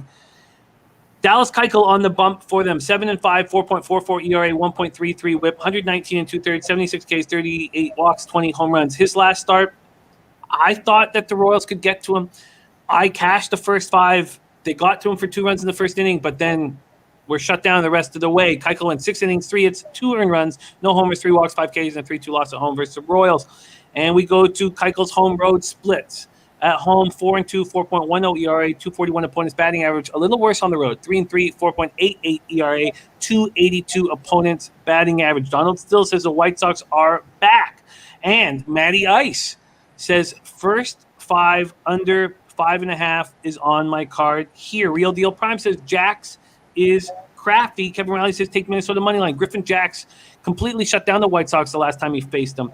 But his last start, And his last start was great too. His last 4 starts have been in very tough situations, and he's really risen to the occasion, even though his numbers aren't great necessarily on the season. In his last start, he went 5 1/3, allowed 3 hits, 1 earned run, solo shot, 1 walk, but no Ks in the 5-3 win at the Astros. The Twins versus lefties last 30 days, abysmal. 208, 651 OPS, and the White Sox bullpen has been better than it's actually looked. 1.08 whip, which is really impressive, but have converted just 3 of 8 save opportunities, now 4.18 ERA, but much better than the Twins bullpen. Pete, let me set the table for you here in this interesting spot. Keuchel, Jacks in Minnesota. The White Sox open up at -146, and that's where they stand. This total at 10.5 has moved just 4 cents towards the over. Take it away. Yeah, I agree that the White Sox, I was on them yesterday pretty big, even though Giolito was starting and it was a big road favorite line. Getting Jimenez back is are you hearing an echo? Okay, No. All right. Getting Jimenez back is a big bat for the White Sox. I mentioned that a few weeks ago, I think, on the show when he had his first game. And getting Luis Robert back is big. Could be a big synergistic effect for the White Sox. And in general, the White Sox are a team that I'm going to be pretty much bet on or pass for the foreseeable future. And I was on them yesterday. I like them here as well. Keuchel can be Keuchel's a little bit iffy, and I was all over Minnesota in the Houston series as well. I have a bunch of losses as well that I don't talk about, but I was on Minnesota for a bunch of those games in Houston, and in general, liking the White Sox a lot right now and for the foreseeable future. I probably will wind up being on the White Sox in this game. Griffin Jacks should just shut down this opponent. They went 1 for 14 against him. Tim Anderson home run against him. Against Keuchel, he's got great numbers against these Twins. 234, but a 599 OPS, so they're 32 for 137, but just 7 extra base hits out of that 32 right there. So let's go over to the cash flow in this spot. 5,056 tickets in. 81% of the tickets, 71% of the cash on the White Sox. Why is the market not moving further in their direction? Opening up at -146, still at -146, strange. And then for the total, 44% of the tickets on the under and 57% of cash on the under. Jerry JB says Tim Anderson came in Sunday when he wasn't supposed to, finding something out with his swing. He was lead off, and then he led off back-to-back games with a home run. And Billy Pilgrim saying Tim Anderson is sizzling. And then the first 5 under 5.5 for Matty Ice. All right. It's my numbers like the White Sox here, but the confidence is a little bit low. There's some other reasons not to like them so much, but it's not a huge line. I'll make White Sox -1 an official pick. I'll just take the Pinnacle lines, -146 on the money line and -103 on the -1.5 line. White Sox -1 official play. White Sox -1. Can you give me the juice again? -146 on the money line and -103 on the 1.5 line. There you go. Pete making tons of moves, and Puzzler just took the first 5 under 5.5 at -105. Extremely interesting game there. Okay, we're going to keep moving along here. Next up, 8:10 p.m. Eastern, we get to Ron Crawford's spreadsheet play of the day. Houston Astros -1 at -138, and that concerns me because I'm on the Rockies first 5 at +140. Rockies 51-61, 13-40 on the road at the Astros, 66-46, 35-23 at home. We're at Minute Maid Park in Houston, Texas. The roof will be closed. I don't have that confirmed. It's like 103. It feels like 103 Fahrenheit. I expect them to close the roof. John Gray, the Gray Wolf on the bump, 7-7, 3.67 ERA, 1.24 WHIP, 101 Ks, 44 walks, 13 home runs. His last start it blew up in my face. It was on Wednesday night, and it was 2-0. I had the Rockies first 5 against the Cubs, and Wisdom hit a 3-run double in the top of the 5th, and it hurt me bad. And I had a plus line because I had just the first 4.5. It really hurt me. I was down in the dumps, and then I got just destroyed on Razor Sharp's horse race booze-wise. I made $70. I drank very heavy. 6 innings, 8 hits, 3 earned runs, 1 walk, 6 Ks, 3-2 loss at home versus the Cubs. Going up against Jake Odorizzi, and by the way, Gray's home road splits, nothing Just, nothing worth breaking down, so not a big difference. Odorizzi, 4-6, 4.95 ERA, 1.21 WHIP, 63 2/3, 57 Ks, 21 walks, 13 home runs. His last start was ugly. He's had a few ugly starts in a row. 3 innings, 6 hits, 7 runs, 6 of them earned, 4 home runs, 2 walks, 3 Ks, and a 7-5 loss at the Dodgers.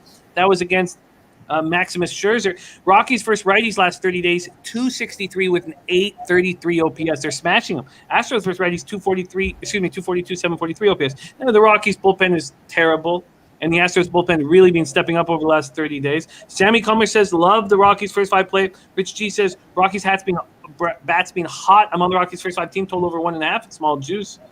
1.5. Jeez, that's a great look. Okay, Ixnizzle says, can you please share the -1 calculator? I will drop the -1 calculator right now. Ixnizzle, my man, I'll put that into the chat. But while I'll do, let's watch Loshak attack this spot. Colorado, Houston. This total opened up at 9, juice to the under. It's now pick 'em. And the Astros opened up at 169. And then now, excuse me, at -189. Pete, take it away. Yeah, this is so Crawford's play of the day. His spreadsheet play of the day is Houston, huh? Full game. Houston full game -1. Yeah, I mean my numbers basically say everything that you guys said. My numbers don't like Odorizzi, but they also don't like the Colorado lineup. There was some value according to my numbers on Colorado first 5 and the Houston first 5 team total under. I don't like the fact that Crawford likes Houston so much. I take his spreadsheet opinions here very seriously, as opposed to other opinions that people post where I act like I'm taking it seriously, but I'm not really. I really take. No, I'm just kidding around. I take it. I'm just kidding around. No, but seriously, Crawford's spreadsheets play of the days are very impressive to me. He's been every show I've been on, it seems like they've won. So I'm not sure what I'm going to do here. Yeah, my numbers don't like Odorizzi. They don't like the Colorado lineup. They do like Gray a little bit. They think that my numbers also have Houston overvalued almost every game, which I did act on in the Minnesota series. And, Minnesota is not a terribly impressive team. They're getting huge dog lines. So I pulled the trigger on them in a bunch of those games and actually won with them. And here again, my numbers are saying that Houston is overvalued. But if Crawford's spreadsheet says he likes Houston here, even at this line, then I would trust that. And my numbers like the first 5 a little bit more with Colorado, but I haven't bet it yet. I'm not sure if I'm going to. Tricky game, interesting game. Well, let's go to so we have Rockies road hitting 207 versus right-handed pitching, says Rod Crawford. So let's. What do you say? We're hitting 207 on the road against right-handed. I mean, my numbers hate the Rockies lineup in this spot. They also don't like Odorizzi, though. 234 in the last 30 days. 234, so that's not much better. 234 with a 686 OPS, but a little better over the last 30 days. And Sean Thompson's Astros all day. Okay, there you go. I'm nervous. Spreadsheet play today. Houston Astros -1 at -138. Rockies first 5 at +140. Okay, we move on to God, I love this game. I find it so fascinating, and yet I did not pull the trigger. Wow. I came close. Vitalis just posted a great stat on the Rockies' actual results. Yeah, first 5 money lines. I mean, it's terrible. And great. Thank you for posting that, Vitalis. And it's just my numbers just hate the Rockies lineup here. I hear that, and that's first 5 on the road, right? That'll be first 5 on the road. It's not posted there, but I'm sure that's first 5 on the road. Okay, yeah. Look. We go to implied probability. Yeah. I feel like I have an advantage on the mound, and a team that's hitting hot right now. So I'm going to put a line through all of the stats that are year long, and you have every right. Anyone has any right to use them. I'm not going to use them. I'm going to see a Rockies first 5 +140. And in fact, I almost made this bet first 3. So obviously I'm a little concerned. This is like that Chris Rock line. Let me just get one rib. The first batter. Let me just get Colorado. The first batter. Whoever's batting leadoff for Colorado. That's who I want to bet on. 1/3 of an inning. I'll bet on Colorado. And then Ron Crawford in the chat there with his Twitter handle. Ron is just such a great friend of the show, always sharing his hard work for the betterment of all of us. I'm going to put it in as well, just so you guys can just click on it. You know that line, right? Let me just get one rib. I think it's from I'm Gonna Get You, Sucker, right? Chris Rock. Shout out to Chris Rock. Absolutely. His material is so strong because he's able to start it in a spot, talk for 6 to 10 minutes, and bring it all the way back to that initial line. He's I can do that. I can do that. Watch me. I'll do that. If that's so impressive. New York Yankees next up, Pete, and I find this game so fascinating and so much fun to cap, and yet I haven't moved on it. Alex Van Hooser, yes, the taint is in. It's Mariners -1.5, and we will break that game down at the end of the program here. Okay, here we go. New York Yankees, 62-50, 30-25 on the road. At Kansas City Royals, 48-63, 28-26 at home. When I was capping this game, I legitimately thought, I can't think of a game with more moving parts maybe ever in baseball than this one. We're at Kauffman Stadium in Kansas City, Missouri. 93 Fahrenheit, feels like 108 Fahrenheit at first pitch. Humid, partly cloudy, and then 15-mile-per-hour wind out to left center. We have Nestor Cortez Jr., whom I like. Christopher Comentini says Yanks KC under again. There's the Sweaty Butcher in the house. Great to see you, Sweaty Butcher. Nestor Cortez, 2.15 ERA, 1.04 whip, 37 2/3, 41 Ks, 13 walks, just 2 home runs allowed in 37 2/3. I love the kid. I love his passion. 25-year-old Cuban. I love his emotion on the mound. I don't think it's too much. I've become a big fan of his. I went into his splits. At home, he's dynamite. 1.45 ERA, opponents hitting 175. A little tougher on the road. 2.84 ERA, 211 opponents batting average. Lefties hit him. Righties don't. Lefties are hitting 804 OPS against them. Righties just 430 OPS, which begs the question, what are the big lefty bats in the Royals? And you can't find them. That's the problem. Benintendi and Nicky Lopez are the only lefties, and Santana's a switch hitter. Not enough, because I want to back Daniel Lynch. I've said it many times on this show already. I think he's much better than his numbers indicate. His last start at the White Sox was excellent. It was a great casher for us. 5 innings, 4 hits, 1 earned run. It was a solo shot, 2 walks, 7 Ks, and a 3-2 win. The Yankees are dealing with COVID. Yankees versus lefties, though, in the last 30 days, 272, 813 OPS. Royals versus lefties, 249, 737 OPS. Remember, a week ago, those numbers versus lefties were much stronger. So they're starting to slip against lefties. Yankees bullpen 3.83 ERA, 1.25 whip for the 10-19. Royals bullpen 4.54 ERA, 1.14 whip.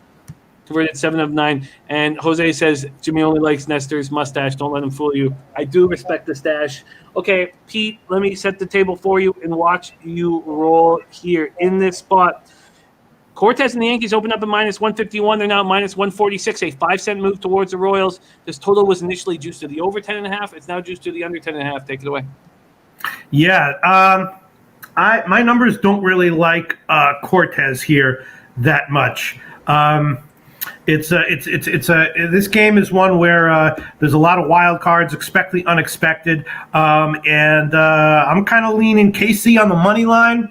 In general, I'm liking the Yankees a lot right now. They've added so much to their lineup. It's a lot. I mean, the Yankees are like politics. If you raise $5 million and your opponent has 30,000, you're going to win. And that's what the Yankees do. They jam their lineup with all these huge, beefy home run hitters.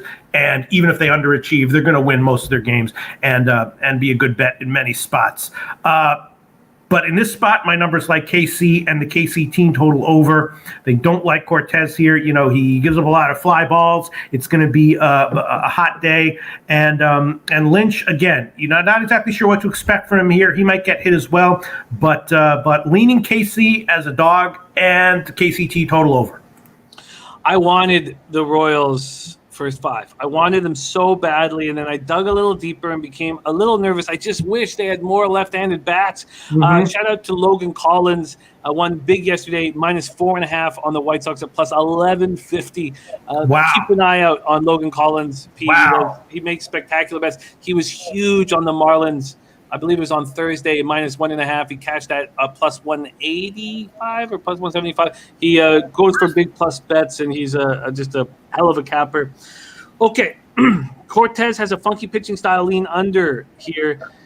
Lean under. Joshua Kincanlai says Sal Perez home run. Sean Thompson said bet Royals +1.5 yesterday. I like Royals here too.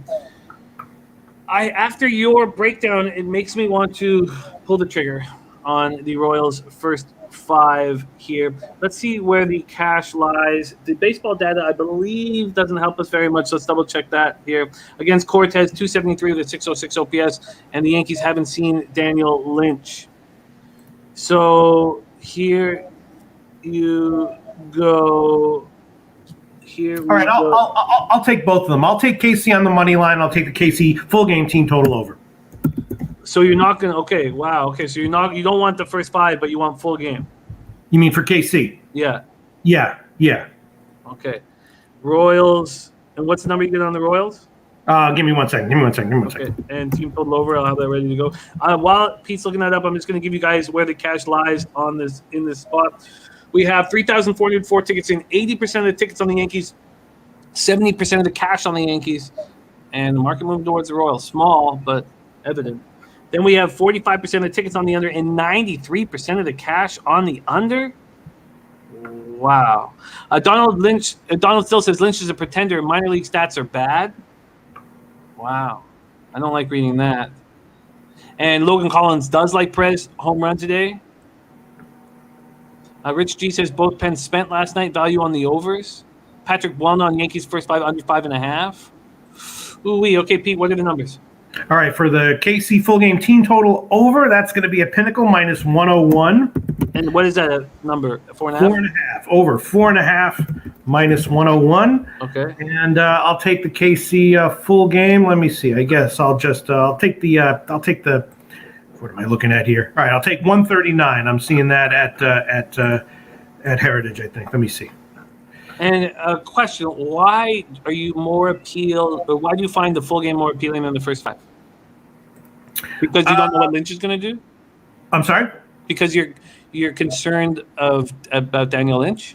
Yeah, I mean my numbers are not too high on Lynch either here. And it's not clear who's going to be in the Yankees lineup. And they're both, my numbers kind of like both of them the same. It's just the juice is a little bit lower on the full game, and there's a slight. My numbers say that there's a slight disadvantage for Lynch as well, but they're comparable according to my numbers, which could be totally wrong, and overall are right, but only very slightly. Morgan Spooner says FanDuel just released the Peralta K-Prop 6Ks in Milwaukee to win at plus 108. Nice job, and he told us all about Lynn and Rodon. And Cease with Sox money, all 3 hit. Nice job. 10 straight K-props have hit against the Cubs. Wow, great stats, Morgan. Great stuff. Okay. Logan Collins says extra innings plus 5,500 we're throwing some money on in this spot. And Logan Collins says Yankees same lineup, but Odor is at third. Okay, well, I'm going to go back to my plan here, but I'm going to put a question mark beside. I want Royals first 5. I think I'm going to pull the trigger now, but one question mark beside it, but I believe I'll be moving on to Royals first 5. Let's keep rolling. We move to 9:45 p.m. Eastern. Thank you guys all so much for rolling with us here on Pub Sports Radio. Loshak in the bag. We got the legend Lodels Loshak in the house. Arizona Diamondbacks 35-78, 14-43 on the road at San Francisco Giants, 71-41, 35-17 at home. We're at Oracle Park in San Francisco, California. Hopefully Nut Flush Allen is still rolling with us. He was in the chat earlier. He's our resident San Francisco Giant expert, 62 Fahrenheit clear, 11 miles per hour out to left center. Zach Gallen, 1-6, 4.62 ERA, 1.35 whip, 62 and a third, 75 Ks, 30 walks, and 9 home runs. His last start at home versus these Giants, he went 5 2/3, 4 hits, 3 earned runs, 1 home run, 3 walks, 6 Ks, and a 7-1 loss at home. Alex Wood also faced these Diamondbacks last out, and they hit him 4 earned runs in 4 innings, 7 hits, 3 walks, 5 Ks. I faded Alex Wood first 5 for a plus line score in that spot. I don't know if I'm going to do it again here. Diamondbacks versus lefties last 30 days, 248, 720 OPS. Giants versus righties, 252, 794 OPS. The Giants allow 3 runs less per 9 from their bullpen than the Diamondbacks. Diamondbacks 6.02 ERA, 1.60 last 30. Giants bullpen 3, 1.02 last 30. Kevin Riley says take Arizona and the under. Vitalis says Diamondbacks first 5 away, 15-37-5. And says Giants will also have 6 left-handed bats versus Gallen, the righty. Rich G says Gallen would both get touched here. D-backs been awful. Over 8 is a gift here. Let's see what we're talking about and then hand it over to Pistol Pete Loshak. Here we go. The total opened up at 8 at minus 106. There's been a 2-cent move to the over. The Giants opened up at minus 207. They're now at minus 212. Pete, take it away. Okay. Sorry, I didn't hear anything you just said because I was just looking with terror at my KC pick, which is, man, KC really sucks, man. That's a scary pick I just made, Jimmy the Bag. I don't know. Maybe I should take that one back. I still like the team total over though, but the money line at plus 139. Your whole setup you were just giving me. I was looking at Lynch. I was looking at KC. I was like, oh shit, oh fuck, KC sucks. KC sucks. KC sucks. All right. Let's see. Okay. So Arizona. Yes. No. I mean, I was trying to listen at the same time. Arizona, San Francisco. It's Wood though, right? It's Alex Wood. Yes. Yeah. I have no real opinion on this one. Thinking about my numbers, like Arizona first 5 a little bit. Probably Nutflesh Allen's way to play this game is probably the best, which is if the Giants get down, in the second or third inning, take them confidently on a live bet. My numbers like down a little bit, and I have to do a little bit more research into Alex Wood to see what I think about him. What do you think of our Rich G saying over 8 is a gift here? A gift? My numbers. I haven't run the numbers with Wood yet because I ran them with Gossman, so I can't really comment on that. Obviously the Giants have a potent lineup, and anytime they're going against a non-elite starter, the over is always in play. And then when they've got someone like Wood going, I don't know if I would say gift. Again, I haven't run the numbers with Wood, so I can't really comment confidently on that right now. Gallen's been good against these Giants in his career. They're hitting 203 with a 652 OPS. Wood's been vulnerable against these Diamondbacks, 277, 800 OPS. Let's take a look at where the cash lies. Maybe this will help guide us here. 3,921 tickets in, 86% of the tickets on the Giants, 94% of the cash on the San Francisco Giants, and yet just a 5-cent move towards them at Pinnacle. Strange. Then we have 38% of the tickets on the over and 54% of the cash on the over. Very strange. Rob Free says Giants are coming off rest days after a competitive series on the road. They come to play at home tonight. Sean Thompson says, I'm betting on Wood here. He will burn this lineup. And Logan Collins giving us a final score of 7-2 for the Diamondbacks, and he's getting that at plus 10,000. Wow. Wow. Hell yeah. Okay, Earl Sports bets in the house. So San Francisco Giants first 5 minus half, minus 130 is the play for this one. Spreadsheet play Giants minus 1.5. Spreadsheet play Giants 1.5. Who's that from? That's from Crawford? Ron Crawford. Oh, shit. Yeah. I mean, my numbers don't like the Arizona lineup in general in this entire series. Very down on the. In fact, you probably blindly auto bet Arizona team total unders. You'll come out on top. Ooh, very, very interesting. So no move for me there. We have 2 games left. The final game consists of the taint play of the day. Let's talk 10:10 p.m. Eastern. Miami Marlins 47-66, 20-39 on the road at the Padres 65-49, 39-23 at home. We're at Petco Park in San Diego, California. We have Braxton Garrett going up against Craig Stammen, the 37-year-old reliever. So it's a bullpen day for the Pods. The Friars, 71 Fahrenheit, partly cloudy, 6 miles per hour sideways across the diamond. Braxton Garrett, last start was nice at home versus the Mets. He went 5 innings on 5 hits, no earned runs, 4 walks, 6 Ks. He has a 3.58 ERA, but 13 walks and 27 2/3 has helped to give him a 1.59 whip. He's only allowed 3 home runs in those 27 2/3.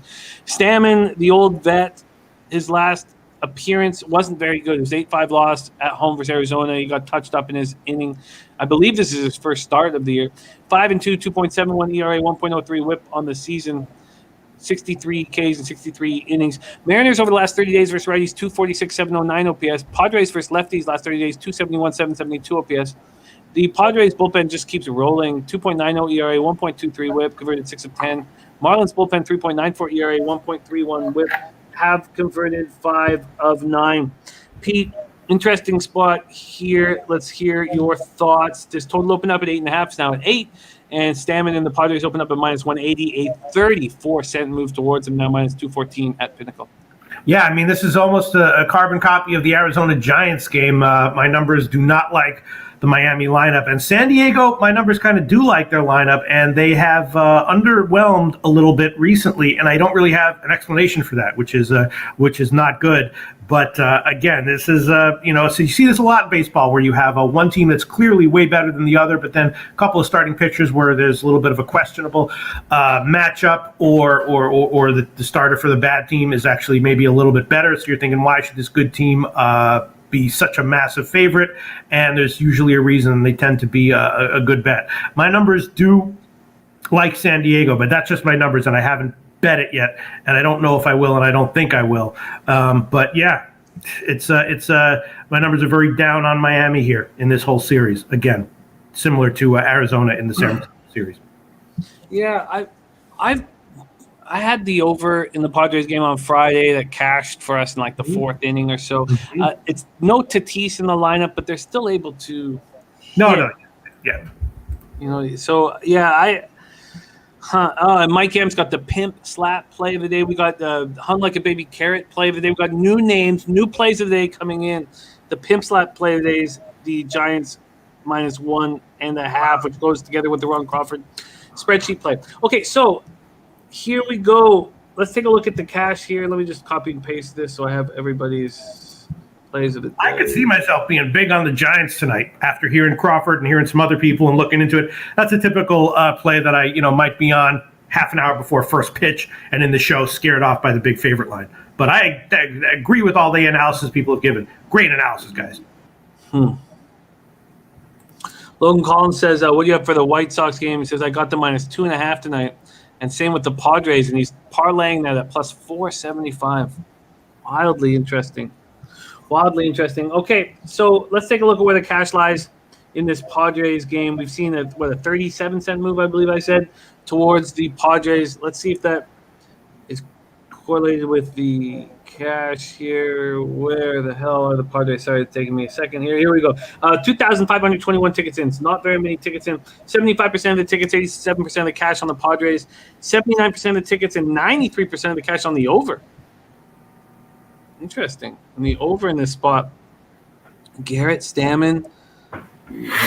That makes sense to me. Don still said last time Stammen was on the mound, yeah, he did not look good. Let me just take a look at this line one more time here with the market movement. We have going from 8.5 to 8.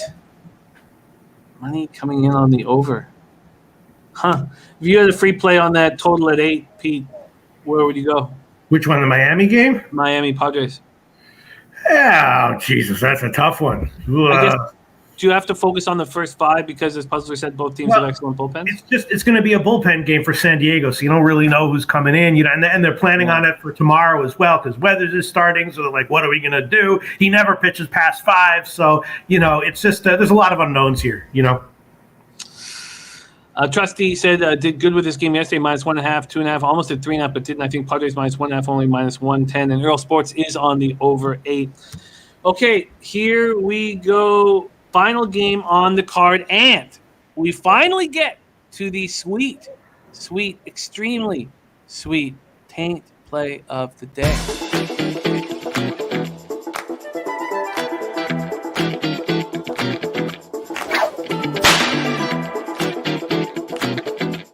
Marlins run line +105. Our man guy says ready to cash back-to-back plus line taints. He says taint it to the bank. Wow. Taint it to the bank.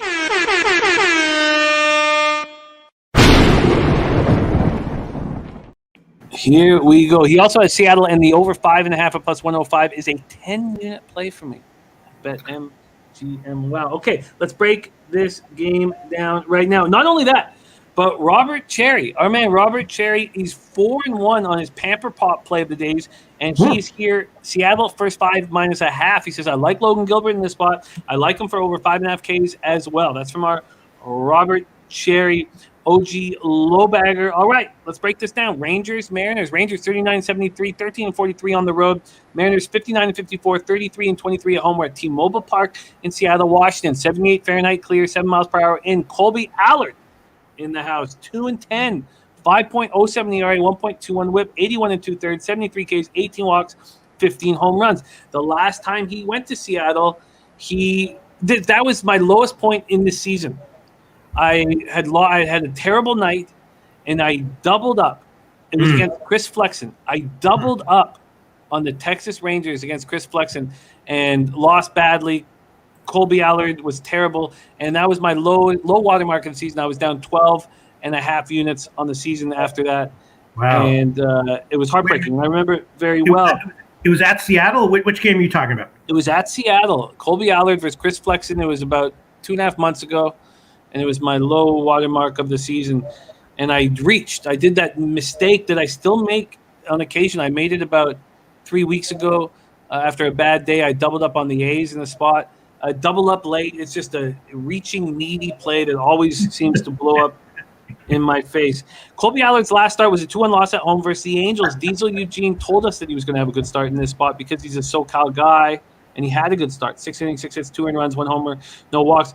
Colby Allard at home has been decent.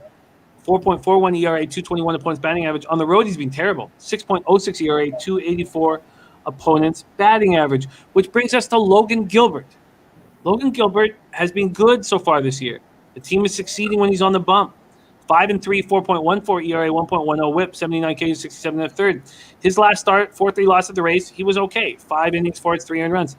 So I dove a little deeper on on Logan Gilbert to look at his splits. Interestingly enough, he's much worse at home than he's been on the road this year. At home, 4.81 ERA, opponents batting 240 against him, 1-2.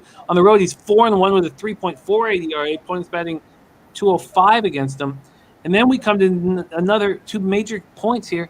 The Rangers versus righties over the last 30 days, 178 with a 571 OPS. The Mariners versus lefties last 30 days, 233, 699 OPS. And then you have very good bullpens over the last 30 days from both Texas and Seattle. Here we go. The tank play of the day is on the Mariners minus 1.5. They opened up at minus 187. They're now minus 205, So an 18-cent move towards them. And this total's gone from 8 to 7.5. Pistol. Pete, Loshak, take it away.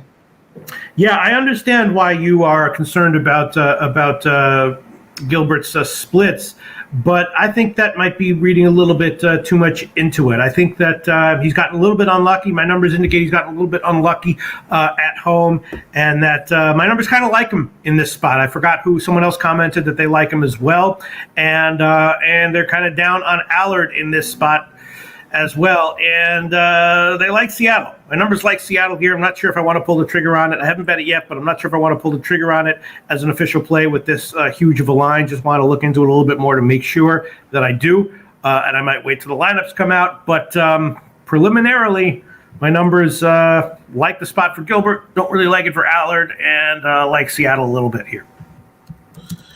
Interesting. When I looked at this game last night, I was like, how do you not back the Mariners here because of how poorly the Rangers have been hitting righties? Yeah, and I mean, look at what Gilbert did. He had a great start at home against the Yankees, right? I'm just looking at his game log here. You can't throw that out. You can't throw out a 7-inning shutout start with 8 strikeouts against the Yankees and be like, anomaly. That's pretty impressive. And then after that, his next home start was bad against Oakland, but he got his strikeouts. He didn't really walk anyone, and it wasn't as bad as I think it looked on paper. Yeah, it all makes sense. And don't ask, don't tell. Thank you so much for the dono. Thank you for supporting Pub Sports Radio and everything that we're doing here. It means a ton to us. Donald still says Mariners not hitting lefties either, though. And Diesel makes a good point, says love the tank. But I think the total at 7.5 indicates the market thinks Allard might have a decent start today. What are your expectations of Colby Allard and his 6.06 ERA on the road? My numbers don't like him. That might be an unsophisticated take because it's kind of obvious. But yeah. It's maybe there's something deeper. Someone knows something that to expect better things from him going forward. But from everything I'm seeing, the way I analyze numbers, expecting same old from him here. 75% of the tickets, 68% of the cash on the Mariners. 31% of the tickets, 73% of cash on the under. We've seen it move from 8 to 7.5. Is there a move? for you. At these current lines, I'm definitely not going to make it an official play until, if I bet on it, it's going to be closer to game time, and there's no way I'm making it official here at this line. And Nutflush Allen says, write it down, Pete, just like old times. Giants team total over 4.5. Wow. Giants team total like over 4. Old times. Hell yeah. Nutflush Allen, shout out to you. Wow. Giants team total over 4.5. So I had a chance last night to back the Mariners. And I'm not against backing home teams on the run line by any means. But I looked at the -1 and I stayed off of it. And then I went back and it moved even further in the Mariners' direction. It was now -210 and -105 for the run line. So that worked out to a -159. And I thought about it, and have not. I like it. It makes perfect sense to me. It makes perfect sense. Let's go to baseball data here. Maybe that will help illuminate things a little bit here. The final game on our card against Logan Gilbert, Rangers are hitting .303 with a .919 OPS, and then against Colby Allard, they're hitting .298 with a .986 OPS, and yet we've seen this 8 come down to 7.5. Very, very, very, very interesting. Wow. Okay. Donald still says Mariners killed Allard just 10 days ago. That's enough for me. There's Guillermo Zertucci, top set, also in the house. Love seeing you guys. Thank you for joining us. All right, there is your MLB card. Let's review action. We start out with the double dip at 2:20 p.m. Eastern. No move for me in Brewers Cubs, and no move for Pistol Pete in both of those first games. In the second double dip, Pete has moved on the Blue Jays' first 5 team total over in Game 2. In Game 2 against Jose Suarez. Turnsey says, Pete, if you can see the comments, please bring back the camo wife beater. I don't know if boy, people see. Wow, there's so much shit that people don't know. People don't even know what write it down means. For all the newbies, write it down was one of the 500 inside jokes from the old Low Bag show. When people really wanted to get our attention and emphasize that they believed in a pick, they'd say, "Write it down." Here, and you would. I would. The Detroit Tigers, we now have 7,073 tickets in. And look at this. So last we talked, it was about an hour and 40 minutes ago, 93% of the money line tickets were on Detroit. Now 78%. So that's interesting. So the Detroit Tigers was consensus. Every single person on the chat. No, Logan Collins, I was just there this weekend, my man, but we will be doing that soon. No, Von Polo, I will check out your YouTube page asking me if I saw the video of his car being totaled. Man, I hope I hope you guys are all good and safe and everything, but I will check out your YouTube page. It's very, very exciting. Deacon says, write it down. Same thing my ex-wife's lawyer tells him. Okay. The Tigers is completely every single person in the chat and Pete on the Tigers at -130 and first 5 team total over 2.5. And yet, for some reason, I'm scared. John Hopkins says, son's birthday today, Pete. Can we get a birthday pick? Son's birthday. So let's review everything on the card. And then we will get to do this. Pete Loshak's birthday pick. But let's review everything on the card before we do that. Okay. So here we go. Pete's on the Tigers, -130 money line. Tigers first 5 team total over 2.5. I wonder if I'm making a terrible blunder here, not adding the Tigers to my action and backing a bounce back from Casey Mize and they're hitting 309 and 37. But that's my own bullshit that I'll have to figure out. Jose Seje play of the day is the Dodgers -1.5 at +106. Dodgers -1.5 at +106. No move for Pete and I. I planned. I wanted to back the Pirates first 5, but I can't do it with the way the cards are hitting lefties right now. So that stayed off my card. My first bet on the card is the A's first 5 -1/2 at -120. Don't like the line I got. And look, I'm a believer in Tristan McKenzie. I just see a bounce back spot from Minaya, and he's got great road numbers. And we also have I don't know how it's not here, the over, God, I got it, over 6.5 Ks. Was it over 6.5 Ks? I think it was from Minaya. Thought I copied and pasted that for the Dirty K prop of the day. Over 6.5 Ks for Minaya. and I don't have the juice in front of me. I know I copied and pasted that somewhere, but it's not here in front of me. Then we get to the Red Sox game. Rusty Kuntz, play of the day, team total over 4.5 at -130. Pete's also on that. Full game team total over 4.5. He got -129. Pete's double dipping. He's also got the first 5 team total over 2.5 at -115. Red Sox and bats. Pete trusting against Luis Patino. Then it looks like my only addition at this point. I've been very tight after what happened to me last Tuesday. I'm on the first 5 under 4.5. I'm adding that in the Nats-Mets game. And Pete is on the Nats first 5 at +185. My favorite bet on the board is the Reds first 5 -115. I like that spot more than anything else on the card. Bagging Sonny Gray on the road. I believe he's better than his numbers indicate this year. And Pete came with me. He got the Reds first 5 -114. He's also on their full game team total over 4.5 at -115. And then we have Pete backing the White Sox on the -1 line, -146 and -103. That's a situation where the market has made me very uncomfortable because all this money's on the White Sox, and yet it didn't move a cent.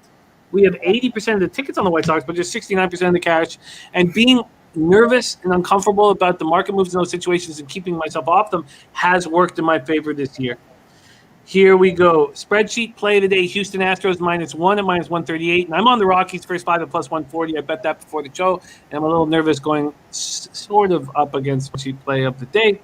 Then Royals +139 and team total over 4.5 for Pete. He says he's scared, but that was the plan. I wanted to back the Royals first 5 in this spot. I was just worried there weren't enough lefty bats. I think that Cortez is capable in 108 feet on the road to not be quite so comfortable here.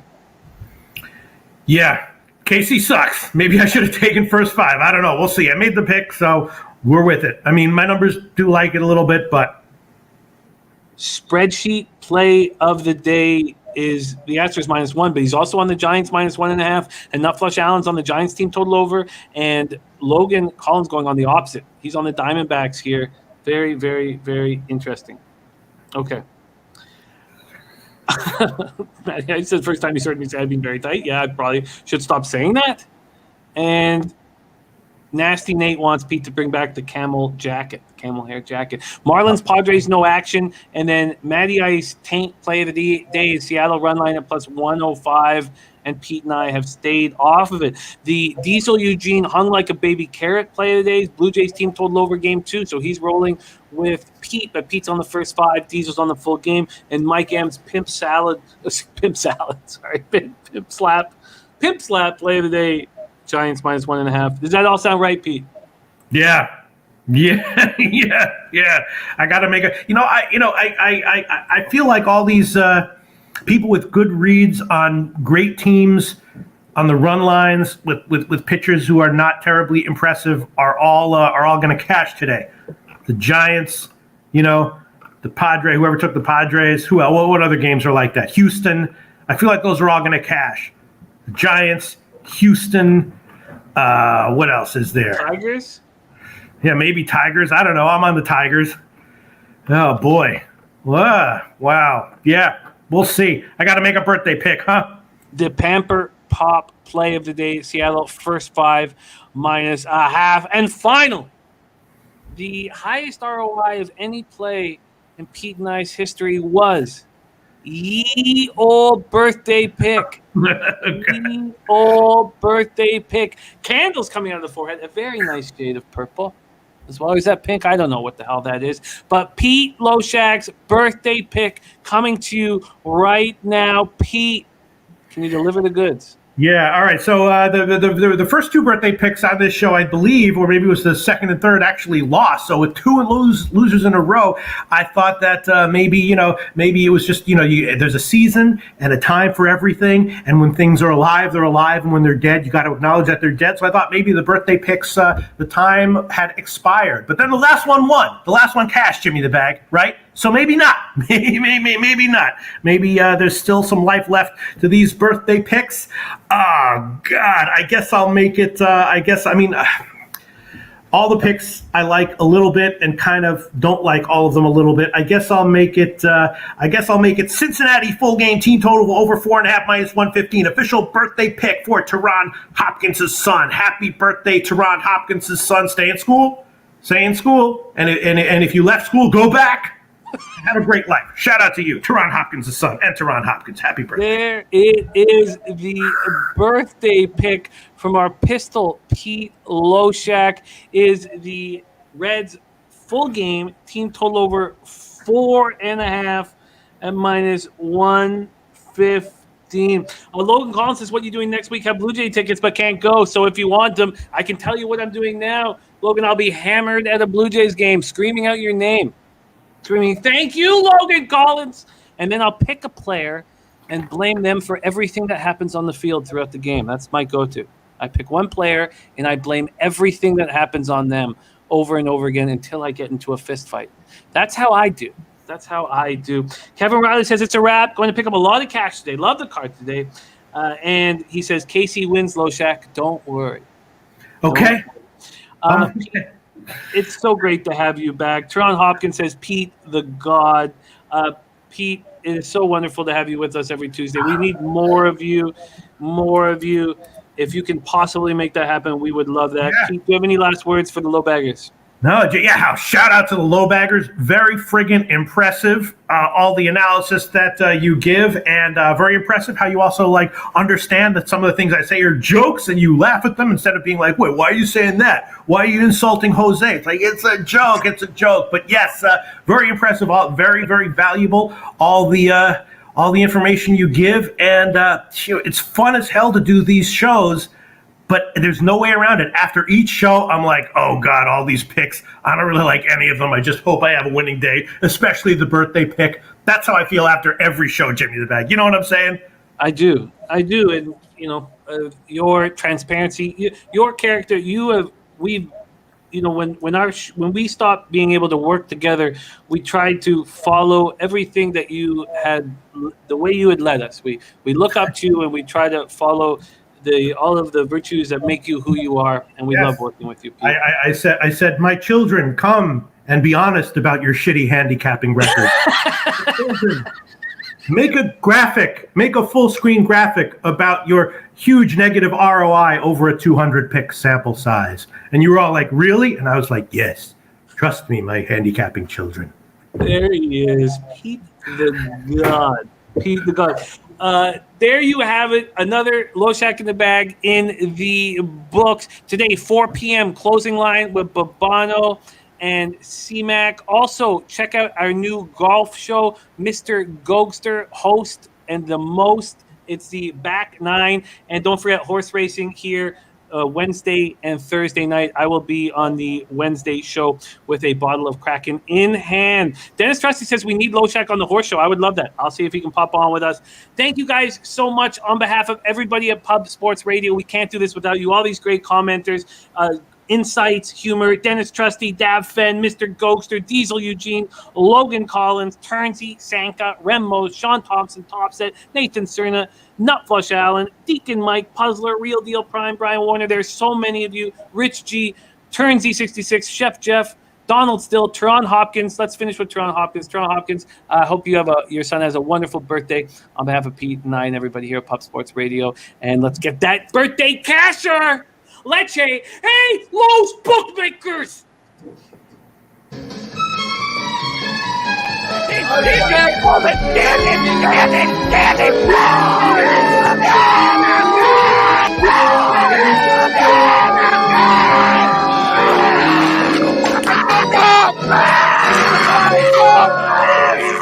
Where's the bang bang, Preston? Come on. I can't breathe. Pub Sports Radio. Come find us in Southtown 101. Subscribe on YouTube and all platforms where podcasts are found.